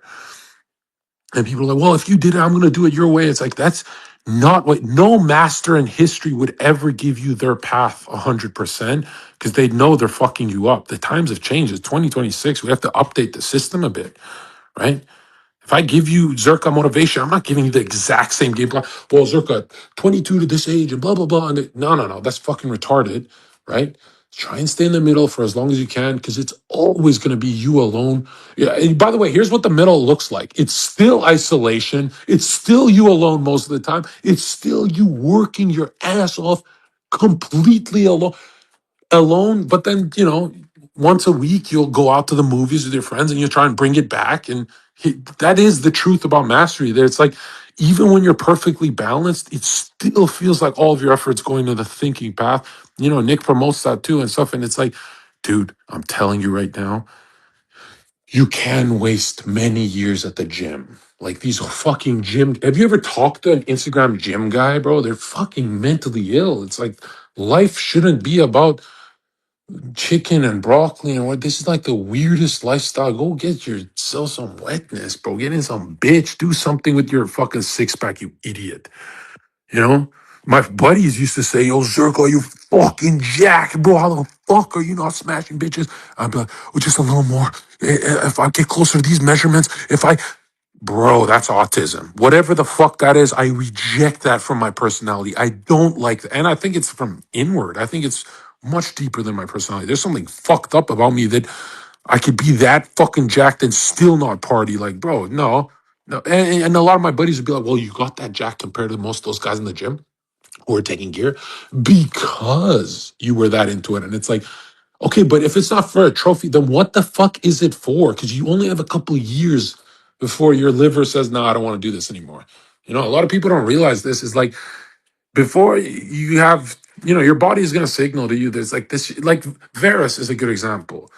You know, I think I tried to tell him when I first talked to him, or maybe he wasn't in the space at that time, but I try to tell him, like, dude, fitness is the gayest route you can go to with social media, bro. It is the gayest route you could go through. Because in 10 years, your Instagram looks exactly the same.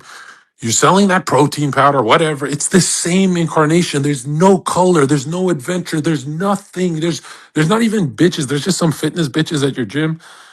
And it's not, there's no variety, there's no flavor to life. And I see this for a lot of things. It's like a guy who pops off for Minecraft. Who's Zherka, yo, I don't know why Minecrafters watch all my shit, but they'll have like 3 million subscribers and they always DM me, Zherka, I've been watching you since day one. And I'm like, how? You're a fucking Minecraft. We have nothing in common. Why the fuck? You know, and to me those are the saddest kind of people. Like they're rich as fuck, but to me that's the worst kind of life where you're, how do you stop, because you're making millions off Minecraft but your life looks exactly in 10 years you'll be playing Minecraft, it's the same incarnation, nothing changes for your life at all, zero. And you look at the fitness guys, besides Larry Wheels, who's trying, you know, to get his life moving in a different direction. But it's like, look at Larry Wheels for the last 10 years, or Bradley Martin, or it's a lot of gym shit. But when Bradley Martin does things outside of the gym, that's when we see the real Bradley, and it's great. And because, you know, after 10, 20 years, it's like, it's the gym, bro, right? It's the same kind of people you're meeting at that gym. And fitness industry is, oh, to me, when I was super into the fitness thing, I was convinced that I would go to one of these expos and I would want to be like the guys who I'm, oh, this guy's more jacked, I gotta learn from him and blah blah. And you go to one of those expos and you go, oh, everyone, like everyone is a, hi, I'm Jeremy Bermuda, I'm Sadiq, I'm, you don't, I don't know if they're, but just, you ever see an incarnation locked into their mastery, like this is what I'm mastering and that's what it's all about. And it's like, but are you mastering that you know, that thing you chose? Are you mastering it because you love it, or are you locked in and cannot do anything else?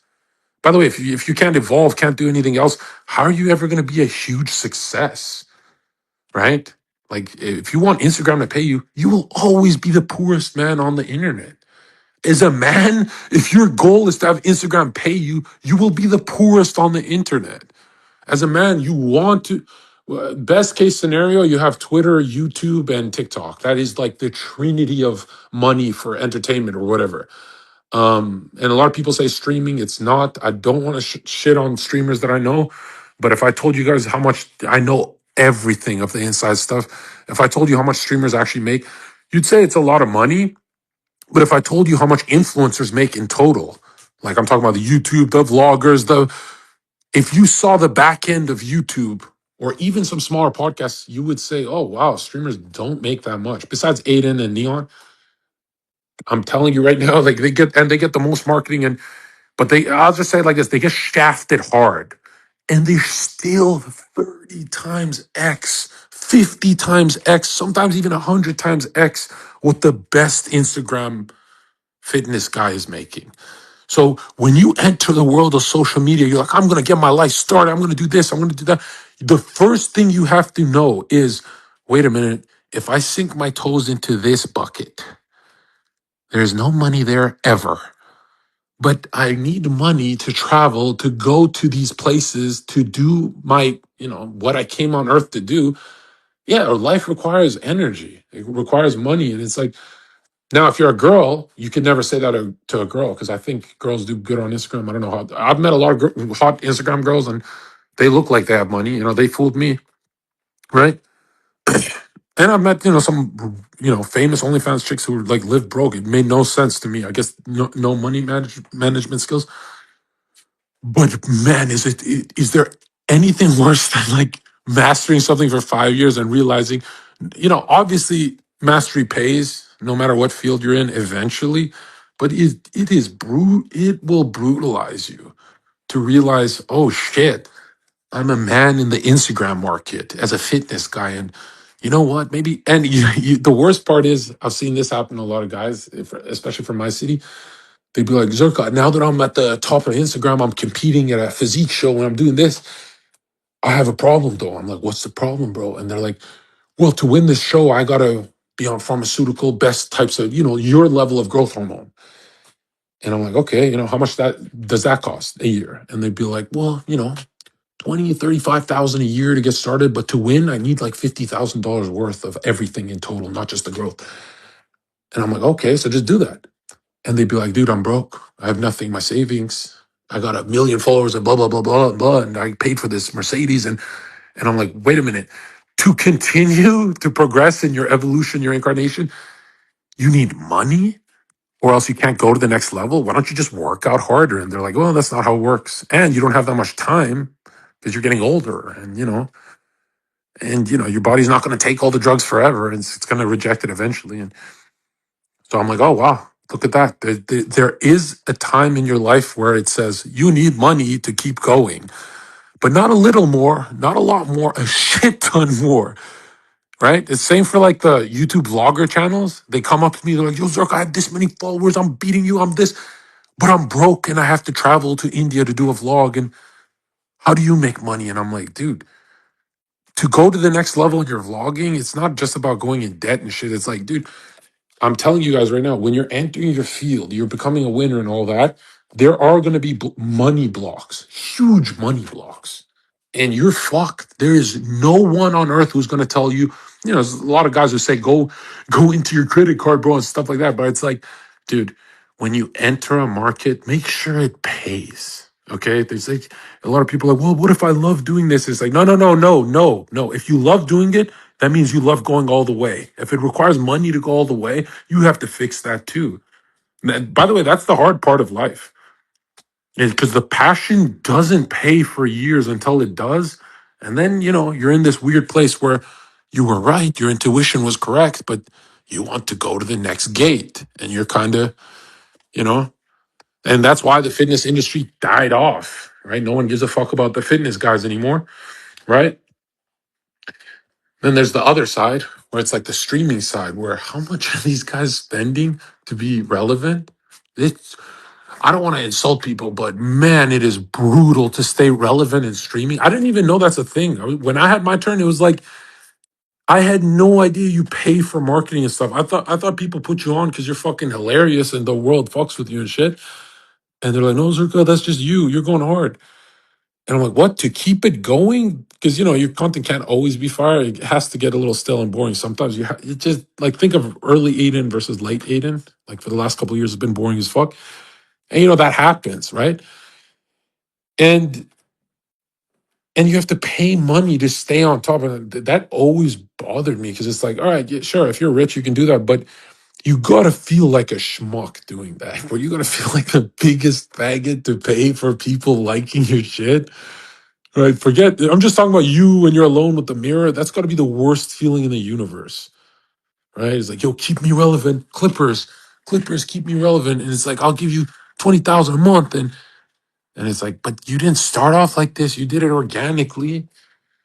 I don't know. There's something about going from organic. It's like just watch your views go down. It's not a big deal. Like, and you're still organic, but yeah, you can always see they lose a lot of inner confidence. They lose that light in their eye, but they're paying a shit ton for their marketing. It's like it's this weird space where our influencers gonna take over Hollywood. They're already doing it, and it's like they're paying for it, dude. At least the Hollywood guys, as gay and liberal as they are, at least these motherfuckers can act. They have the mastery over. Imagine Zerka defending Hollywood. This is like the first time in my life I'll be talking like this about these fucking haters, and a bunch of them are like queers to us. But these guys can act. Like Timothy Chalamet, the Jewish kid, you can make fun of him all day. He's a high level actor with a mastery in his field. Like, of course, he deserves that big fat contract. You have mastery over nothing, right? You think Neon has a mastery over anything? I think Neon had a mastery over entertainment when he was insulting everyone to their face. But when he realized he couldn't do that anymore, it just became like, I don't know, what do you call this? Like a watered down Neon, looking for love Neon, buying women shit Neon. And it's like, you'll always see an increase in money. Like, oh, he made millions of dollars when they lose that like light in their eye. Have you noticed that? Like, oh, he made $1 million. And then they're never the same. And it's like, dude, you don't even laugh the same way. Everything's different about you. And it's not an aging evolution thing. It's like you're went the other way kind of thing, you know? And so that I guess that's like the most brutal part of life is like when you realize if you love the thing you're doing a lot, you'll do it for free. You know, and I've done that, everyone's done that, right? And your niche becomes the biggest thing on earth. But you also have to think of the money component that life is expensive, especially when you want your footprint on earth, where a digital footprint, you want to see it in your next incarnation, 500,000 years from now, you want to Google yourself with like the newest type of internet softwares, which won't even be, hopefully you'd be developed enough to meditate back into your memories by then. But if you can't, you go down the internet, you go, oh, that was my last incarnation. That guy was Zherka. Holy shit, was he? You know what I mean? That is a great feeling to have. And it's strengthens soul continuity. But man, when these guys fucking DM me, they're like, besides the Minecrafters are the only ones who never talk about money because it would be like, it would be like them shitting on everyone. Like when they DM me, they're pretty much DMing me like I shit on all of you. Like, no, they're not cocky. They're more introverted like that. But I found that so weird. It's like everyone I've talked to in this industry, they'll be 21 years old and they don't think of the money part. And I didn't even touch the internet till the internet found me. And then when I saw how much money there is on the internet and how much money is energy, right? You can really, by the way, if someone's ever giving you something for free, they're evil. Free means evil. Okay. Right. Look at Dr. Robert Gilbert's programs. They're really expensive. And he's next to next to saint level kindness. He would never harm a fly, right? But I'm telling you right now, like, it costs energy in the world to get more energy. Like that's how it works. And it's like when you buy a software program, right? You buy the expensive one, you're kind of happy with it. You buy shitty shoes and they got holes in them and shit. Not saying you guys should get ripped off and stuff, but I'm saying the world gets hella expensive, not for your lifestyle. And lifestyles are never expensive. Most people can just live their broke nigga life. I'm talking about going to the next level and stuff. Even the streamers, like they're so watered down, they have to pay 20, 30,000 a month to stay relevant. And obviously it's a good business strategy, but all these kind of breaking even business strategies, when you look at how much they're making, you're like, okay, you're like a corporate lawyer. That's your salary a year. But if you didn't have these limitations, you'd be rich as fuck. But you're pretty much a corporate lawyer with all these. You have to pay this, you have to pay rent, you have to pay streamer house, you have to pay. When you look at everything, you go, what the fuck? I'm getting ripped the fuck off in every direction doing this shit. You know? That's why you don't see too many streamers. And I don't know why Larry's in the game, right? It's very strange. And streaming doesn't even make sense. Like if you look at Dean and he was just in jail for a girl and stuff, that's how it always goes. Like streaming always ends up to someone in jail or dead because you see the views and you're like, oh, this gets way more views. And you don't realize till you're doing it that oh wow, dude, one time Mike and I got into a big fucking bar fight with a couple guys in LA with Mindy, Megan, and some of the girls and stuff like that. And the guys pull out knives on us. And Mike and I look at each other like, we're taking this too far. But our cameraman says 12,000. We went from 2,000 to 12,000 views. No bot. Obviously, because it's getting fucking hectic in LA. And Mike and I looked at each other like, okay, let's go milk this. And we kept the beef going as they're fucking holding, or one of them's holding a knife. And we kept it going because we saw the viewer count. And then I think it was years later, I was like, Mike, that has to be the least free we've ever been. Like we, you know what I mean? Freedom means, yo, this is stupid. This is not, this is definitely stupid what we're doing. But unfree, to be unfree means you look at the viewer count, you go, you know what? Fuck it, it's worth it. You know, even if we get poked up a bit, it's worth it. And then, you know, years later, you go, whoa, that comes from, even though you had made it at that time, you had made it in a way where you're still desperate. I consider that desperate. You know, when you think of your family and friends seeing that, they're like, dude, it's just 12,000 viewers. But to go 2,000 to 12,000 is huge, man. It is fucking huge in like an hour. And I remember thinking, I'm like, no way Mike will do this. But Mike was like, man, he was crazy back then. He was really into it. And yeah, looking back, and those guys looked at us like, how are you not afraid of us? Because they didn't really understand the thing. And looking back is like, you ignore the fear to do something stupid. That's how people die, actually. You know, like, dude, that's how people die, right? And well, I guess it looks stupid when your friends and family say, "Hey, man, that's evil." You know, if we lost you, what would we do? And you're like, "Damn, you know, streaming really got in my head like that."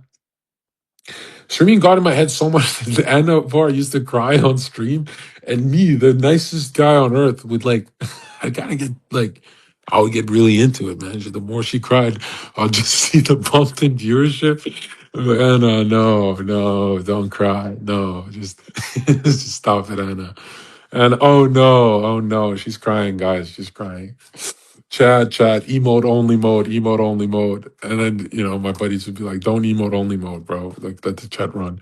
And it would just be my fucking KW faces all over that. And it was twisted because even she enjoyed crying with a bunch of people watching because she was getting into the fame thing too. So it was just like everyone was evil, not just the person laughing at the crying.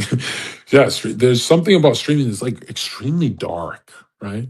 And it's all like, because you know, you go into it with the mindset of be yourself, and then it turns into, oh, this gets more views. And then you convince yourself that's the topic you enjoy. And then she's crying, and you're like, man, fuck, this bitch is lying.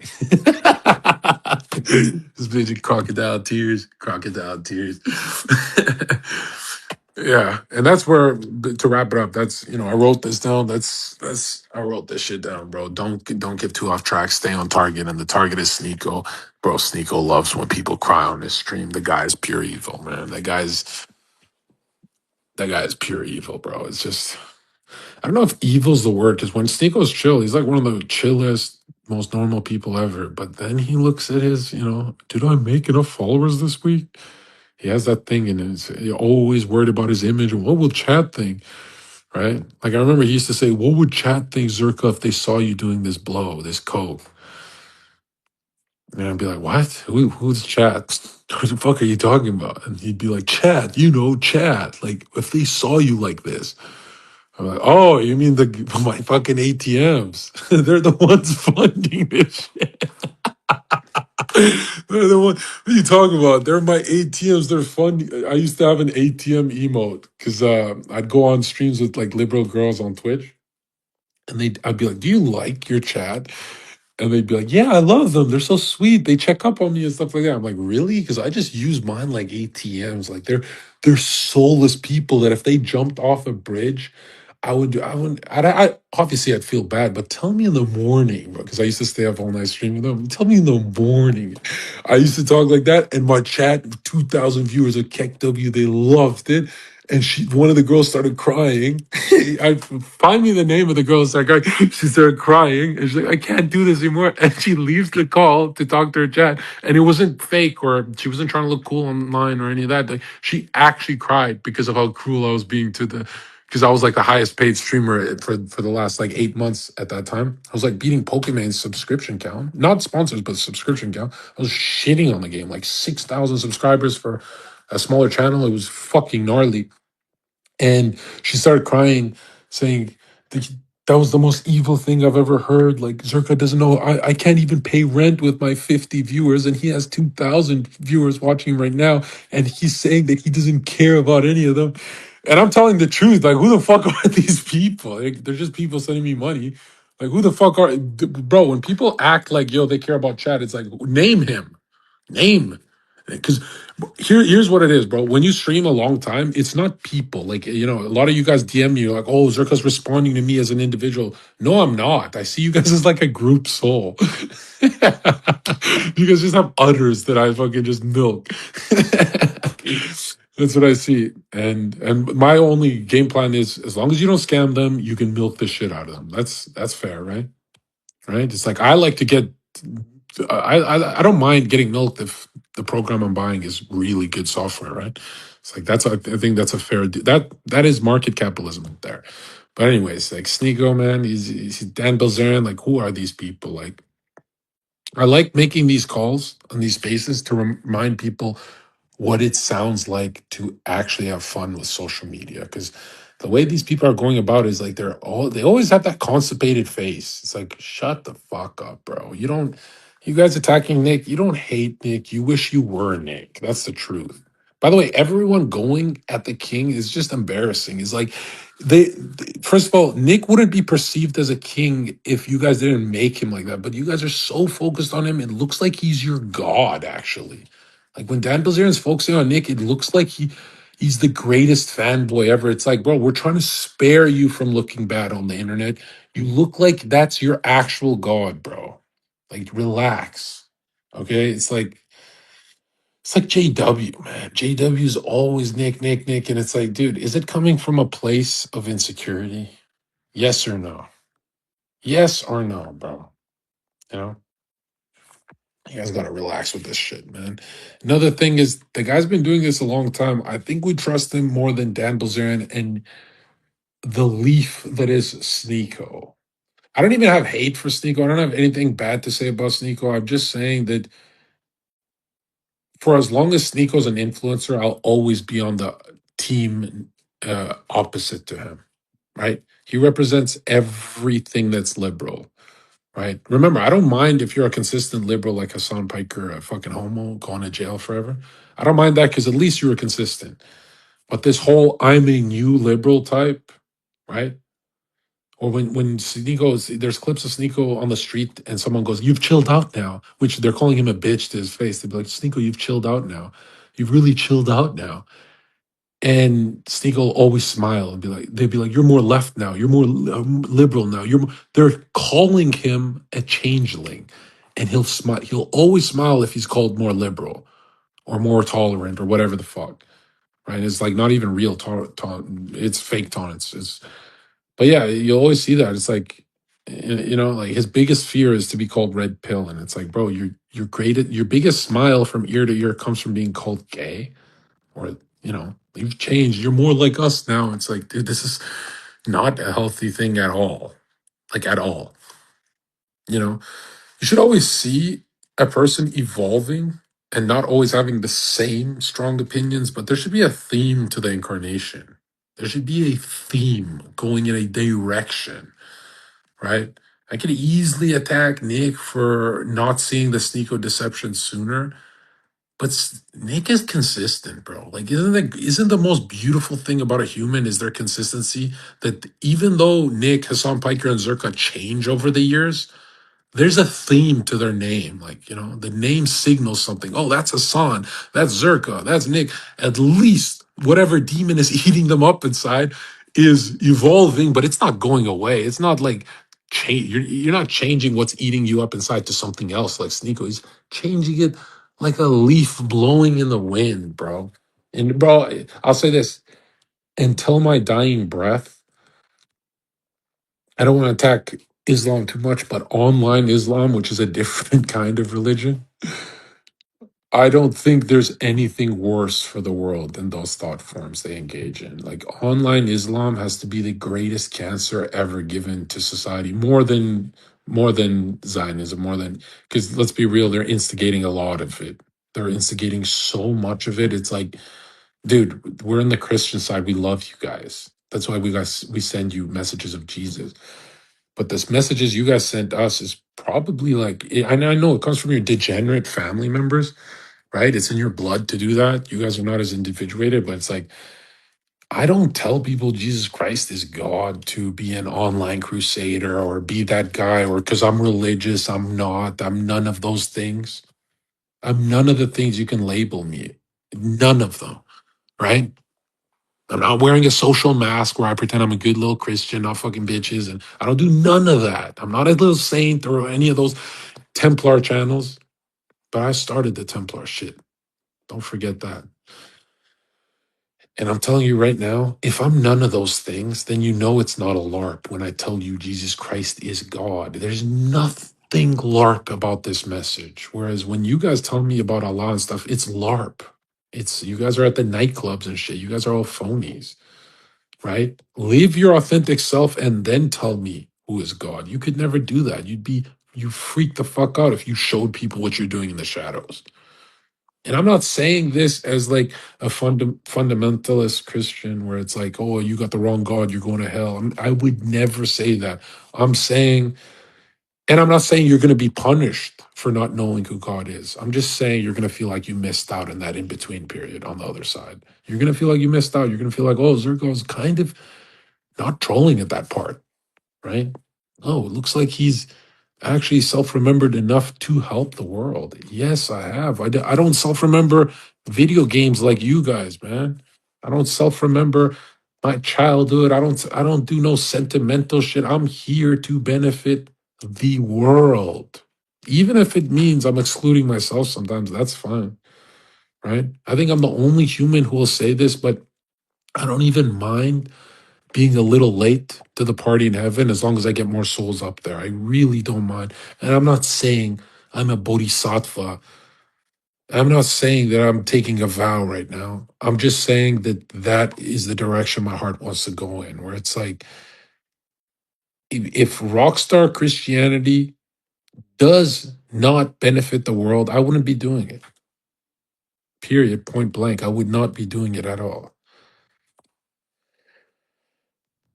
And I'm worried you guys are going to, like, let's say I became a fundamentalist Christian type right now, I would be the Christian version of Sneako, like where I'm hiding the Xenos and the strippers and you know what I mean? Not that I'm doing all that stuff, but I have the option, right? I always keep myself free. I always have the option, right? I don't run away from my age, which by the way, some of you guys are thinking that 32 years old is the same as 10 years ago. No, it's actually a lot younger. I'm not just saying that so I get more time to party.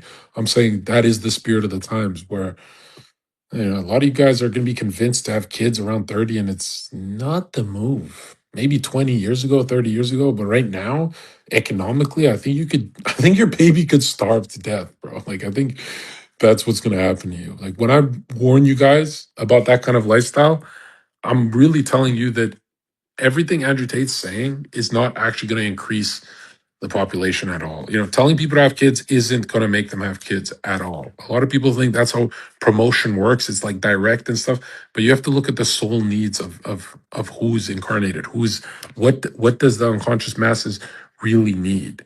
And look, man, in my perfect society, you'd have to have mastery to have kids. I don't mean just like beginner mastery of like a 30-year-old guy. I'm talking about like real mastery. Okay. The whole phenomena of loser dads, dude. If there's more winners on earth, you start winning more. Did you know that's how it works? When you start seeing if you see 5 jack dudes in Walmart at every aisle, you immediately think of your girl and you go, whoa, what the fuck? There's competition. It's time to hit the gym. And you get pumped and you don't even realize it happened to you. But if you see a Walmart filled with fat asses, you don't give a fuck about working out. So you got to understand that it's like, we don't need more people on earth the way everyone says it. We need winners first. We need winners. We need to change the system. Like, the biggest pandemic on earth right now is being a loser. I had so many of my buddies' moms talk to their kids like, honey, everything will be okay. And their mom would never call them a loser or anything. Not that my mom did that, but my mom certainly focused on telling me she doesn't like losers. And I'd be like, really, mom? She's like, yeah, I don't like losers. And even my dad, he'd be like, look at that guy. He's a loser, right? There's some guy shooting heroin. And you grow up and you go, yeah, that is a loser. That guy will kill you with a knife, by the way. Not that you shouldn't buy him a sandwich, and you should. But Also, like, don't get stabbed by a fucking demonically charged, that's a lot of demon forces with that heroin. And it's like, yeah, when you start seeing the world of winners and losers, not to make a judgment right away, but dude, I'm telling you right now, you can condition yourself to thinking those are just humans. And you think you're becoming like, oh, I'm being like a monk saying this. No, you're not. You're actually conditioning yourself that you're also human. You should become like them. No, dude, this world needs winners. Dude, I'm telling you, guys get inspired by one dude popping off on the internet. Some of you guys got inspired by me. Yeah, there's 100 me's in different colors, and one's different, one's about money, one's about this. That's a better world, right? Like, a lot of you guys think, oh, having one Ronaldo on earth is good. No, you want like 100 Ronaldos in 100 different sports. You want as much inspiration out into the ether as possible, because man, it takes so little to change your life. In inspiration, I'm saying, inspiration goes a long way, right? It takes just a bit of encouragement to help someone out, just a little tiny bit, but it doesn't exist. 8 billion people on earth, and there's no encouragement anywhere, because a lot of humans, unfortunately, they see through bullshit. They when they're depressed, they get a lot of depressed souls can see through self-help or whatever Andrew Tate's saying, and they go, oh, this is not for me, this is like for some OnlyFans manager. There's a lot of people on earth that can see through it, or maybe they're too depressed to see it, but they can just go like, oh wow, no one's out encouraging any part of my incarnation. It's like, if there's 8 billion people on earth and zero inspiration, it's all just fake self-help bullshit. Dude, that's a horrific world. And not to change your mind about the world, but it's not something you want to encourage. You want to encourage winning in the world. Winning is, by the way, don't confuse it. Every spiritual master becomes a winner. They become the biggest winner out of all of them. I'm not just talking about financially, but they get incarnations where there's no money involved. And inwardly, just they know it, they're the biggest winners still. But then they figure out, listen, man, when you figure out how to use that machine, which is your body and mind, let's focus on the mind. When you figure out how to use 1% of it, 1% of it means you're a millionaire, right? Try to go to 10% by the time you're dead. Okay. And 10% doesn't mean you're a billionaire. It means your feeling life expands, your willing life expands, your athleticism, every other area. But man, it's like, we have people like Dan Bilzerian, Sneako, and what is Twitter even about anymore? It's like, this shit's just embarrassing, dude. This shit's just embarrassing, because it's like, Nick promotes concentration and mastery of thinking. Not that he's a master of it, but he's damn near up there, right? He promotes it so well indirectly that it's like anyone who attacks him is, to me, looks like they have horns on their head. It's like, dude, get one suit and tie nigga to talk to the youth. That's all we need. Look, man, Sneako talking to the youth, Dan Bilzerian talking to the youth. What are they gonna talk about? Like, we're looking at moral losers? Like, bro, you're hooking up with a bunch of strippers. I don't even do that. I went to the club for 5 minutes. We laughed, and then I said, "Nah, this is stupid. Let's get some fucking glizzies. Let's get some hot dogs. Let's do something else." And we went and got food, and we had even more fun. And it's like, but Sneako in the shadows, just piping strippers. Is like, bro, morally, we don't want to be like you. Okay, that's just weird, right? And the stuff you talk about is kind of weird. Okay, it's not even Islam. It's online Islam. It's something completely different, right? If you ever meet a very religious person, they rarely want to convince you with their dying breath. You know, they want to inspire a change in you. They don't want to convince you like it's the last thing they do on earth. That's someone who wants to dominate you, right? Stinko has the spirit of a cuck that wants to dominate, but it just cannot do it. It's just like its nature is to go back to some kind of power grab. His power grab is hanging out with hairy people, and it's like, dude, it was cool for like a couple months, but it's been years. Nobody likes it anymore. Like, nobody, nobody's down with that kind of content. That shit is really boring, and it's not even your true nature. You can see Snigo's true nature when he starts doing normal shit. But unfortunately, he has to get radicalized more because he came from a place with no power. Now he feels like he has an army with power, and it's like, I guarantee you, this is my next prediction. 10 out of 10 predictions always. My next prediction is Sneako will be extremely radicalized in the next 5 years to the point where everyone says, I'm glad I got away from that. Right? Like Sneako and I do good views together. You have to ask why I rejected chilling with him 5 times in a row. And he called me weird for it. And in the nicest way possible, I said, I don't want to be a part of your karmic stream. Like whatever you're putting out in the world is, I don't want that. And then within, I think, a year, some dude attacks him on the street and chokes him out. And I'm like, you can talk about whatever you want to talk about, but I guarantee you more of that stuff's going to happen to the guy. And it's like that kind of. I'm not saying that I'm not saying he wants that to happen to him. I'm saying he's unskillful with the way his thought forms shoot out. It's so I've never seen. It's just I could see something going horrifically wrong, and when you warn a guy a million times, like, "Hey, man, it's not skillful the way you're approaching the world. It's really not skilled. You're not getting anything in return from this." He doesn't want to hear it, and I was a nice guy. I sent him a whole PDF or a whole video. And I said, "Watch this." And it was out of concern, and he trolled me. And I remember thinking, like, okay, you're trolling me when I'm concerned about you. Within a year, he's getting attacked on the street, and he's always in online beefs and stuff. I'm like, yo, this guy's just a quarrelsome soul. Like he has to beef the world because something happened in his childhood. It's not someone you want to be around, and that's why I was shocked when Nick went to New York to hang out with him. I'm like, are you retarded, bro? Like the guy's energy is not. You don't want to link to that karmic stream, especially because he converts people into like not even Islam, like online Islam is like a different thing. It's I don't want that at all, like zero, right? My best bet will be that Sneako will be the ginger that gets super radicalized, and he'll do it after he's had enough of the world. Like one day he's just gonna have enough of the world, and he's gonna get really extreme, and it's gonna be unbearable. It's going to be unbearable, and I guarantee you he'll be in Hassan Piker's position. I guarantee you he'll be right there. And because remember, he leans on politics a lot. I don't, right? I think politics is fun, but leaning on it means that you need uh, public support all the time. And, it's kind of like it's coming from weakness, bro. It's kind of, you're not Plato, bro. It's coming from weakness. And so I can see him be so radicalized that he'll either go to jail, something horrific happen, knock on wood, or the worst of all, not the worst, but probably the best case scenario is, and not for us, is he becomes the next Hassan Piker, which really that's what his channel is about right now. Like if you hear him talk, it's like the same opinions. It's unbearable. I could never do that. I could never ever sound like a liberal, even if I embrace my hippie side. And some of you guys don't know how much of a hippie I am. I met a dude in Colombia, went to this party with a bunch of gringos, like a bunch of Americans and stuff. There's a bunch of people there.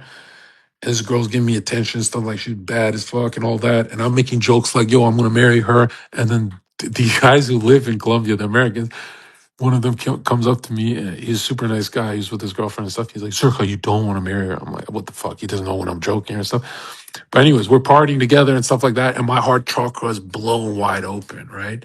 And he's like, I can't believe how chill you are in person. Like you barely even scream at the top of your lungs, like you've been smiling for 5 hours straight at this.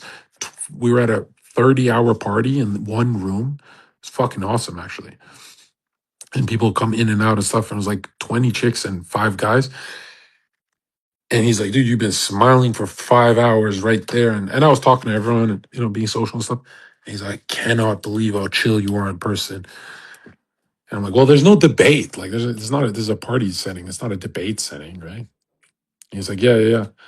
And then I turned to him, and I know I must have scared the shit out of this guy, but I guess he was just blitzed out of his mind high. And he's telling me he's a fan and stuff, and I'm like, bro, I appreciate that. And I just turned to him in the middle of the party, and there's like a bunch of babes everywhere, and his girl's talking to a girl, and he's like, oh, maybe I convince my girl to bring these people and stuff over after. And like we're getting along, and I turned to him, and I'm like, the meaning of life is this. And I point to this really ratchet party with beautiful people, but like they're going hard. And he looked at me like, what the hell? And I'm like, yeah, this is love. Because, it was a party where everyone's getting along. Very rare you see a party like this. It's like you really have to generate strong thought forms to magnetize a party like this. And since I'm the clouded up guy, it was like my job to do that, right? And so I was doing good. But it was also my buddies like Kendall and, Red and all that. And so I turned to him, I'm like, the meaning of life is this, as in, and he looked at me like, oh, is Zherka talking about partying? And I'm like, no, love, right? That I love you and them. And I'm not here to find a way to explain why I love them. I'm here because I reckon something in me recognizes all of you. And I only said that to him and his girlfriend sitting next to him. And I don't think she spoke English, but he looked at me like, whoa, this is the Zherka that's online? Like, is this the hippie Zherka? But he totally understood it. He's like, oh shit, like, Zerga's not an unconscious party guy. Like he'll sit on the party and he'll deepen his gaze until he loves everyone there, because that's the hardest place to love people, right? That's a very superficial place. And if you can love strangers in a superficial way and recognize their humanity, you're deepening the Christian mystery in your heart. That is what you're on earth to do. It's very easy to try and do that from your bedroom or your family, friends, whatever, but it's extremely hard to do it in a ratchet setting, right? And it affects the whole party once you're good enough.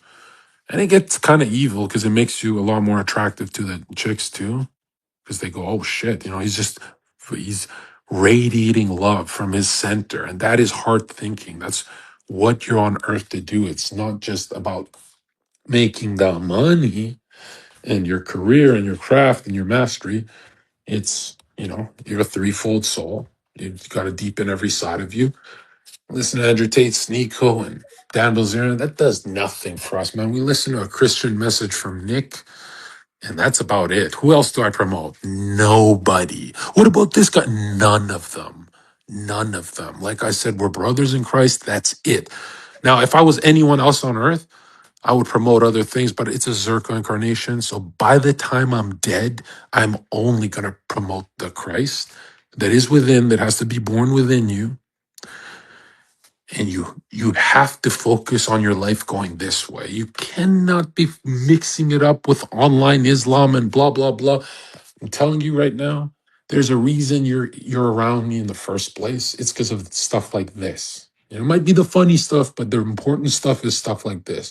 The funny stuff is not going to last, by the way. I can make you guys laugh for thousands of years. It's not going to last. This stuff is what matters most. And I'm not telling you as a fundamentalist Christian, right? I'm not telling you that other people go to hell or I don't believe in any of that, right? If you grew up on an island, spearfishing, praying to fish gods, yeah, you're a good person. You'll do good. That is a traditional Catholic thought too. But I'm not here to talk about any of that. I'm saying let's focus on the basics in the hardest places. Can you love people in a place where there is no love? It's just lust.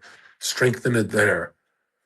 Obviously, it's impossible in the beginning. Obviously, it feels impossible for a few months, some of you guys, a few years. But you will find cracks and moments where it's possible. And then the game begins, right? That's when you go to parties and you gain something from the party. You don't just lose yourself and get scattered. You say, I've done 5 days in a row of 8 hours a day thinking. I'm concentrated. I'm ready. I don't want to go to that party, Zerka. No, you have to go. And then you're a loving person at that party and you go, whoa, I just learned something staring at this one person at the party. And I really try to deepen my gaze, like Zerka said, and I'm learning something that I don't want to share with the world. But the guys who have already done this kind of hard thinking, they know. The guys listening right now, they go, I know exactly what Zerka's talking about, but don't say it out loud. And when you get that feeling of I know what he's talking about, it came into my memory for a bit. I self-remembered, I knew it for 5 minutes, and then it kind of faded. And if you know what I'm talking about right now, well, I don't have to convince you of anything. You know you're not supposed to talk about it because It's not something that can be in words. And you should want to develop that. You should want to. You should want to in the hardest places where there's the most friction, like you argue with your brother and you feel that heat and you go, you know what? It's not skillful for me. I'm already going to have enemies in the world. I'm not starting with making an enemy out of my brother. I am going to lead this conversation with clarity and love because love is above opinion.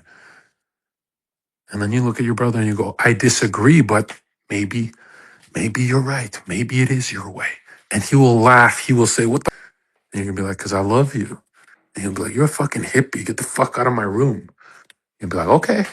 You leave the room and you go back to your concentration. Your brother goes, he's fucking doing it. He's not even hanging out with me. I just kicked him out and he's still smiling. That's not my brother. He's supposed to be mad and he's bitter. And you feel consciousness, lights behind your eyes just activate. And you go, holy Zherka, I feel a little euphoric from transcending a reactive response, an angry response. I feel so much intensity behind my eyes. Like I should focus this energy. And it's like, yes. And then sometimes you'll yell back at him and you'll feel really bad about it because you missed your chance to alchemically transmute this energy. You know how many times I want to be reactive to people online, but I save it for the right person? Isn't that beautiful? So you're always winning. You guys disperse your energy on every little thing and everyone who pisses you off. Which, by the way, a lot of you guys have too many friends. Like, if you're always pissed off, like you're not supposed to be externally triggered all the time. That's not. That means you have too many weirdos in your life. Okay, there should be certain people, but once you start getting the real message of, dude, from all of Zherka's messages, his hippie message is my favorite. That is the direction, bro. That is even deeper than thinking and concentration, right? That is deeper than your career. Even though you're gonna always thank thinking for taking you to the next level because you see the finances on the screen. You're like, oh shit, I know what I'm doing. But I'm telling you, the next level will always be hard thinking. And you're not supposed to develop one at a time. All of them are going up at the same time. You're here to develop your consciousness soul. I don't go live for this kind of I don't get paid for this kind of stuff. I get paid for certain things. But when I give you guys a free message on a spaces, I'm telling you, this is the one time you guys should just buckle down and say, after this Twitter space, I'm going to walk in love. And you're supposed to practice love. You can even contemplate it. But love is not what you've been told. It's not these lower forms. There's a lower form that's a lot of fun. It feels infinite sometimes. That's romance. There's a lower form that's called friendship love. That one feels awesome too, amazing, somewhat more rare almost nowadays. And then there's a third one, the love of the game, the craft, the mastery, the concentrated thinking is becoming alive of what you're doing. Three paths of love: thinking, feeling, and willing, developing. All of them should be going up at the same time. There's nothing else to do with your day. And Sneako and Bilzerian are not going to lead you anywhere. Okay? If you watch Nick, you're developing thinking, believe it or not. You see that kind of concentration, you go, I want that. He can't even be even when Nick is distracted, he'll make a side point that actually has something to do with what he's talking about, which is mind blowing. How can you make a side point, a reference point, and like circle it in? That's really impressive. And obviously, you're seeing a guy really heavily, he's heavy into his thinking, which can leave you a little cold and dry. Be careful with that. But that's why you got me. Right? And the name of the game is that eventually, when all of these are transformed and in balance, it's going to feel like feeling. It's going to be like the end of the game is going to feel like a mastery of feeling. Right? And I know everyone will teach you that they have to be in balance, but the end of the game is going to feel like a Jesus Christ feeling, not emotional intensity, not feeling bad for people because you feel bad for them and you have sympathy, but you feel bad for someone, you go, that's wrong. His life is being cheated by Bilzerian Sneako. That's wrong. That's how you should see it. Not, oh, I feel bad for him. He's getting his whole life destroyed, and you've totally drowned in your own emotions. None of that shit. That gay shit. I'm talking about being in the middle, and you say no more of these guys. This is a Christian message.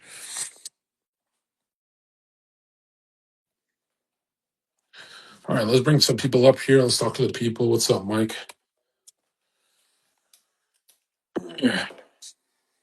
Hit me or leave. 7cc laps. Let's see. Darren,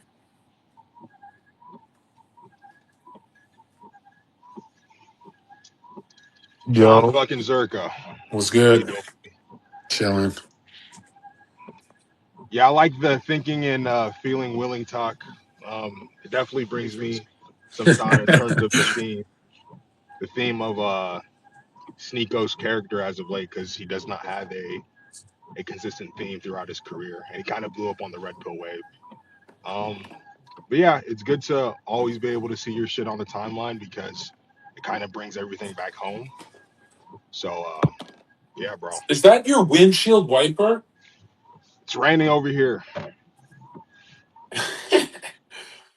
You gotta go, homie. Zerka, A level of disrespect. Yeah, what's good, bro? do you think that the Jews and the influence that they have on social media where it's getting so popular, do you think that they want it like that because they want people to think that they have more power than they actually do? Oh yeah, this the theory that they want everyone to hate them, right? Yeah, exactly. Because there's more than one super like family in the world and power. I don't think the Jews have it all. Yeah, well, I go both ways because yes, they want people to hate them. They've been doing that strategy for a long, long time, right? It's like you can't even debate this. But on the other hand, I'm not those people that say it's not the Jews. And really, it's not nobody. Every human has to work on themselves, right? You cannot purify someone by telling someone, hey, be pure. You have to purify yourself. And they look at you and they say, whoa, I want that.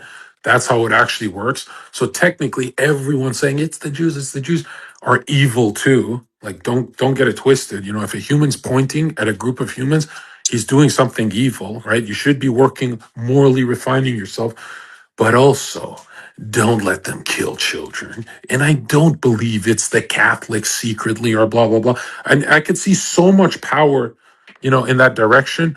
But Hmm. when we're talking about the murdering of children, yeah, it's clearly the Jews. Yeah. Do you think that Great Britain is also involved and has a hand in Israel? 100%. Yep. I agree. I don't believe that there's Jews that are not British Zionists, actually. I'm not one of those guys. I believe it's British Zionist Jews. Yep. And a lot of Americans, it's just where did this all start with? It's British Zionist Jews, right?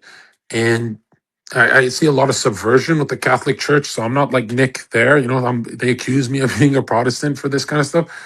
But when I think of the baby killing part, the most important part, right? And throughout all of human history, this is how you measure it. What the most important part is who is sacrificing to demons, killing babies and all that, right? Because you don't have the impulse to kill just out of vengeance. There's more to it in your auric field and the demons you carry around that you've generated, you've pretty much made pacts with, right? That's what makes a human bloodthirsty. It's more of a spiritual answer. And yeah, it's clearly the Jews. Like I can say that with, and I'm not saying that like you meet a Jew and he's evil. I don't mean that at all. Like I wouldn't even go as far as, oh, they're all defending each other and stuff, or any of the stuff I used to say that was too intense. I would say, bottom line, if a human being says what's happening in Gaza is correct, there's a heart defect there. There's something wrong with them. And I'm not saying this as like some kind of liberal ass, oh, free Palestine, all that. I'm saying it as like, dude, they're watching dead children and they're saying this is a necessary evil. It's, dude, instinctively, that's not your path, let alone, guided with thinking. Yep. You hear that? Yep. I agree. So then what do you think about the Orthodox Church? Do you think that that's the right way or a Catholic? Yeah, I mean, I don't give the answer like most people do. I'll give you an answer that's kind of going to piss everyone off. And hold on, let me just poke some of this fat, just for my hair, skin, and nails. Just all right, just poke some of this growth. But yeah, I'm going to give an answer that pisses a lot of people off. It's the truth is you don't want to interrupt the soul from deepening their faith, whether they're Islamic, whether they're Buddhist. Doesn't matter if it's deepening their faith. You don't want to interrupt that process. Which a lot of people they'll interrupt like a guy from becoming Muslim, and I don't think that's good. Right? It's better to show them the light your way. But at the end of the day, it's like it's an inward. Spirituality is inward. Religion is outward. Spirituality is inward.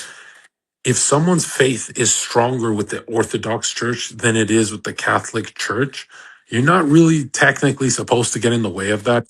Clearly, they're closer to the Christ than you. You talk to a Catholic, they'll be like, no, you just got to be this way or that way. But if you actually talk to the Pope or any priests from the Catholic Church, they'll even tell you some Muslims go to heaven. It depends if they're a good person and stuff, but we're giving the Jesus Christ ticket because it seems like this transforms the soul the best way. So I agree with that 100%. But I'll tell you right now, man, I will always recommend you see all of religion and spirituality as something inward. That's good. It has to be inward. Like no one can do it for you. No, the rituals are great and all that, but your whole day is not in a church. Look at your whole day. That's your whole life. You maybe go to church once a week, but I'm telling you right now, refine yourself. Zherka pulling blades on people in 2016 and all this fighting and problems. He should be refined as he gets older. And if you don't see a refinement process in a human, if you don't see this savage behavior, survival behavior of, oh, he pulled a knife on me, I gotta pull a knife on him. Oh, he pulled a gun, I gotta pull a gun. This Zherka 2016 behavior must get refined, whether it's through a liberal lens of Twitch or whatever path I was on. You should see refinement in character over time. And same with Sneako, same with everyone. And I'll tell you this, man. The one thing that's going to shock everyone on earth is when they die, you are met with the Christ, even if you're a Chinese Buddhist, even if you're a Muslim. Now, it's not going to be the Christ that everyone is convinced, like for example, the Christ looks a little different to Braden, who is a Protestant and he grew up. That's like an American Christ to him. Then brown guys will see, they'll have a different idea in their head. Most human beings, Steiner says, most human beings on earth, when they think of God, they're actually worshiping their higher self or their guardian angel directly linked to them, but it's never actually God. God is something you cannot imagine. And so most humans on earth are trying to convince you of their own little worlds kind of God, and they're shocked when they're in front of what really is God. It's so indescribable, limitless, and it's so vast and massive that it humbles the fuck out of you where you go, whoa, my conception was really earthly. And an earthly conception is really stupid. So a Catholic, an Orthodox, a Protestant, doesn't matter. If you're on earth, you're gonna have an earthly idea of God. You, just like the mystics say, you shouldn't have ideas of God. You should be sitting in a room feeling love pulsing from your heart because your family's with you, and you go, oh, it's my mother, it's my father, it's my brother, it's my nephew, and you guys are having a barbecue, let's say, and you feel an immense level of love, like, oh, this is such a good day, few beers and stuff. And as you're feeling that love, you're not supposed to just let it run out. You're supposed to carry it and say, oh, this is the Christ force. This is the nature of God. It's not what I was thinking. It's not what Nick or Protestants. It's that center feeling where you cannot insult someone else because you're really good that day. You're chilling. You can't insult anyone. That is what you should be focusing on, not for an emotional intensity or anything, but you should be understanding that love should be perceived when you are actually feeling it. That's when you're like, wait a minute, I can point to this and say, oh, this is the nature. Now I understand why God is against swords and killing people, because every human, when they're in a loving moment, is against all that. They're free. Now, when you're killing people, you're under impulse, you're unconscious. There's millions of impulses in the thought world going through you, making you do this, that, blah, blah, blah. But when you are free, you're in love. And you're just in the middle of the universe and you don't want to be anywhere else. Whereas, when you're with a sword, you want to be in other places, you want to conquer other lands. But that inward feeling has nothing to do with going to church and all that. Like, that's something you have to develop on your own. There's no priest, that priest that cheats on his wife, and that guy's not going to help you. There's no one on earth going to help you. You have to work on yourself. It's a refinement process. And that's why I tell people, it's like, listen, man, one day at a time, you want to refine who you are. Zherka should go from more savage to less, more beastly to less every single year until you can barely recognize him, until you can say, this 45-year-old Zherka is very different. But it's not he switched teams different. It's, oh, he's more refined, more mature. He's more cooked. He's more of a diamond. That's what you want to see. This idea that, you go to the priest and he just fixes your problem. Like, I'll never buy into that. Am I against, for my, just talking about personality wise, do I like the ortho bros? And no, I don't. I think they're always attacking the Catholics and it's cringe, right? It's really cringe.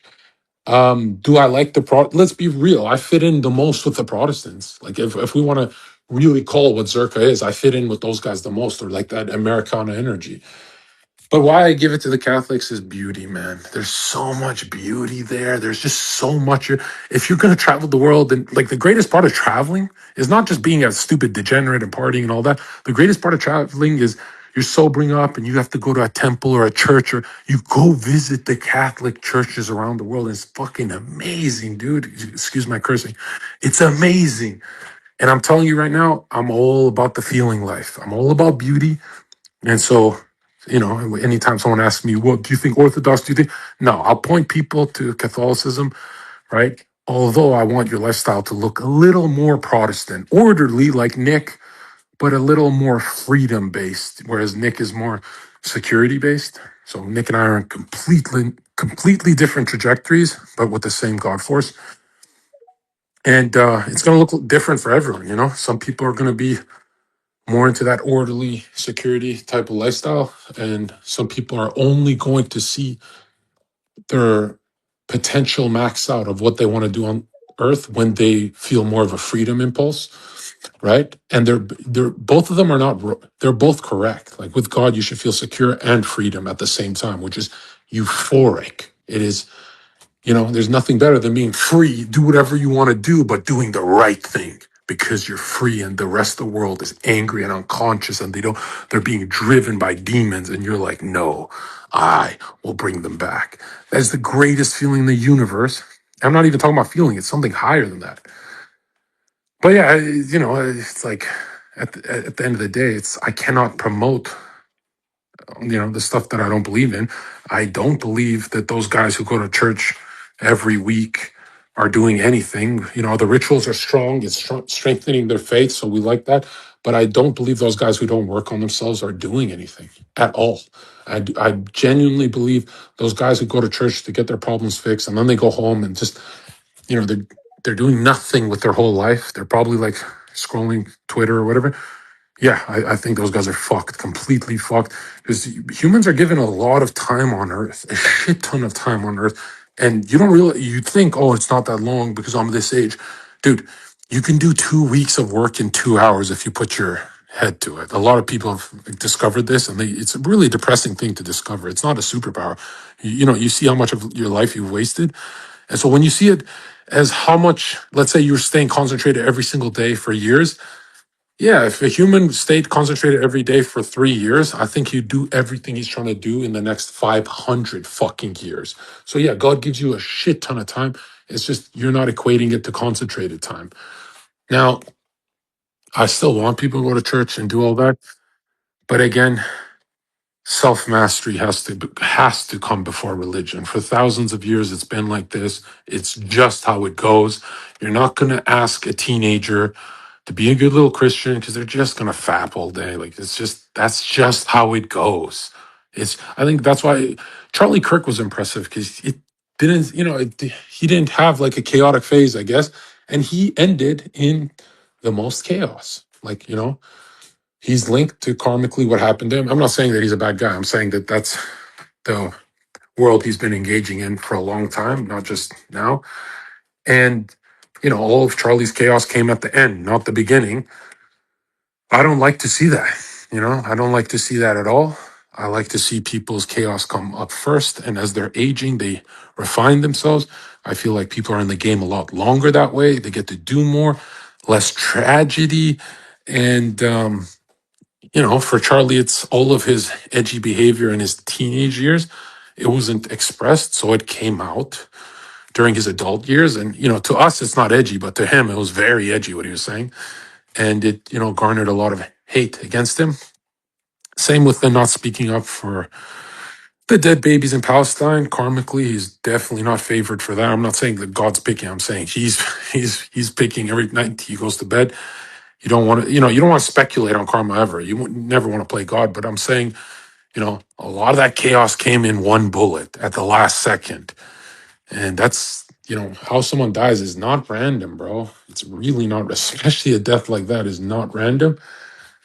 And I think, Charlie's fighting the good fight. He's against the drunkenness and all that, which, it's an uphill battle because the spirit of our times demands more freedom. People want more freedom than they want their health. So they'll go to drugs, alcohol, that kind of stuff, rock and roll shit, because they think it's pushing them to a conscious state, which it's not, right? It's just giving them a taste of a bit of spirituality, but it's not something you can sustain. So it's very bad if you cannot, self-generate that.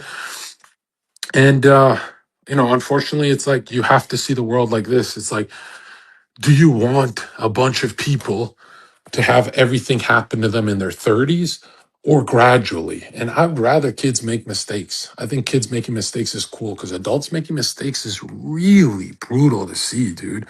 When you see adults making mistakes, they kill themselves, I want to see the refinement process go upward, which every human on earth is doing it the other way, right? Like, I got a job, I got a house, and she broke up with me, and I now want to kill myself. And it's like, ooh, dude, all you have to do is go the other way, right? You don't have to sign away half your stuff. And which, by the way, it's not about material. It's more like you're less attractive when you lose half your fucking net worth, you idiot, right? We still want you to be attractive and, have all that.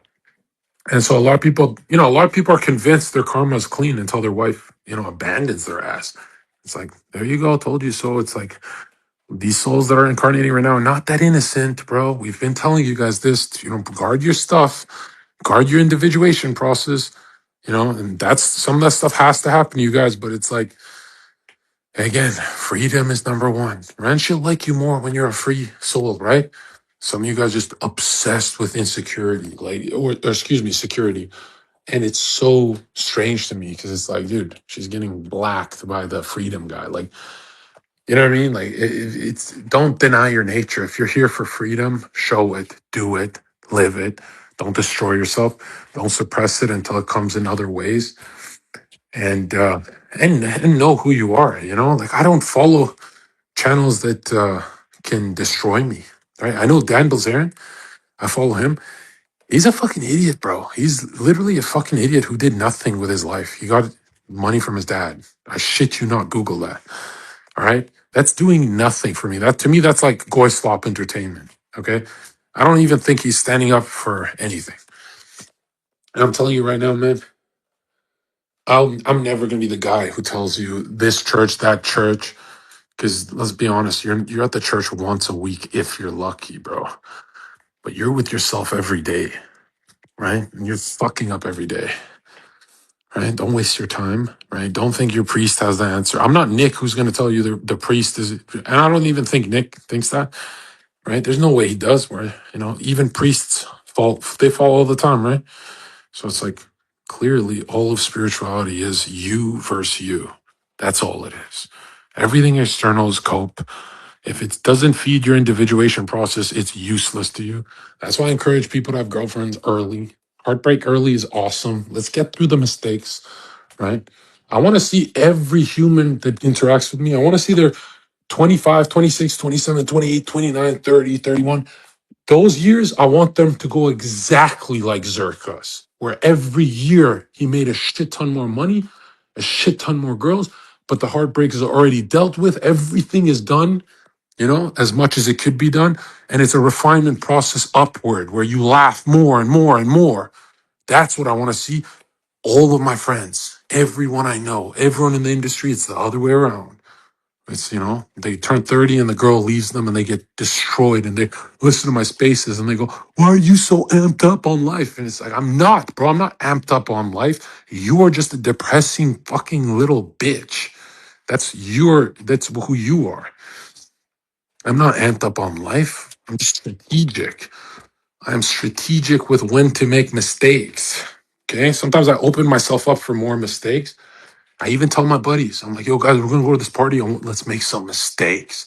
They go, why? Why this party? I go, well, there's this certain person we are supposed to meet, but we can't get close to them for this business opportunity unless we make mistakes with them. And they go, oh, interesting. Oh, yeah, I pick and choose, right?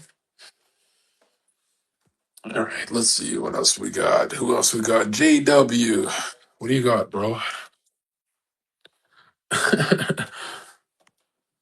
Strategy. It's about strategy. Strategy of picking the worst time, brother. I got a bet about to tip off right Oh, now. bro, This we thing we is don't we don't insane. like gamblers, bro. What do you mean? It's just I find them really fucking boring. Like you gamble, bro. Like we have nothing to talk about. All right, let's see who is we got. Walter, different Walter.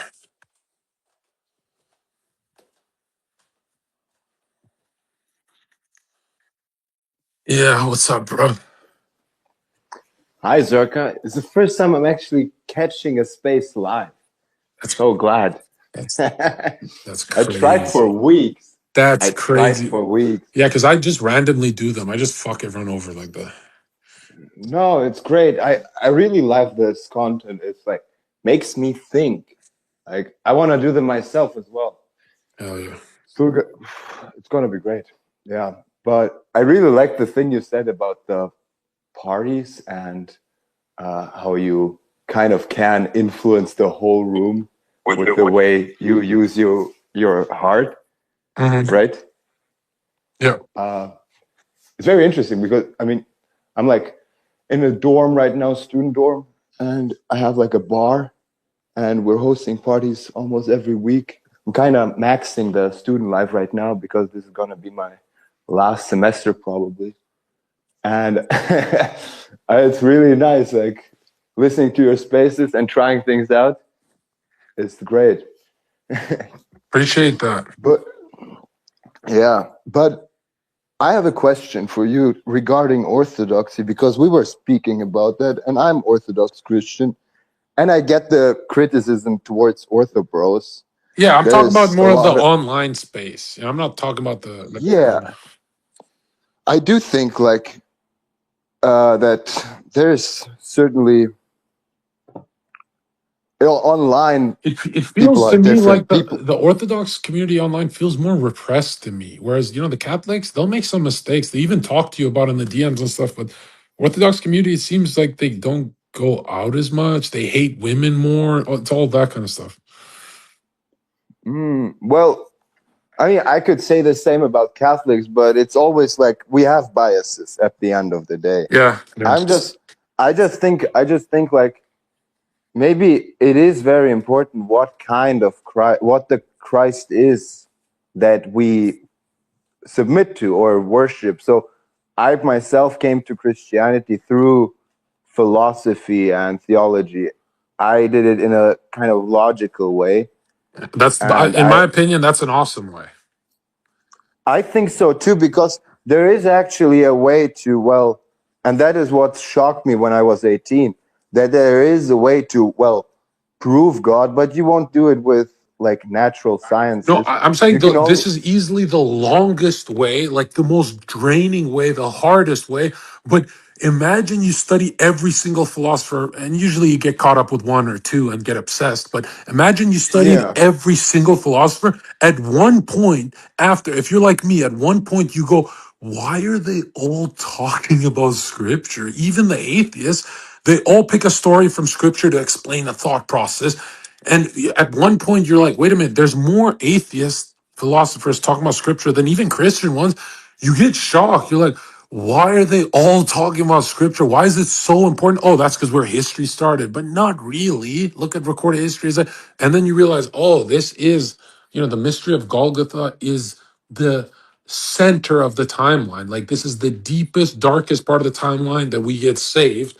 Oh, this is what it is. And then you go from philosophy to theology. And if you're smart, you keep those two. You don't go to just one. If you just go to religion, you become an idiot. You have to keep both. yeah, that's true. I believe like I as a young boy, like I saw like I'm half Russian, half German, and I saw a movie Bro, you're half called based and half commie. well, yes, it's a very it's so I don't know who to root for every time I think about World War II. Who would I have Well, you fought have the for? German accent. You got to join our side, bro. Yeah, yeah. I mean, I do like the aesthetics and all,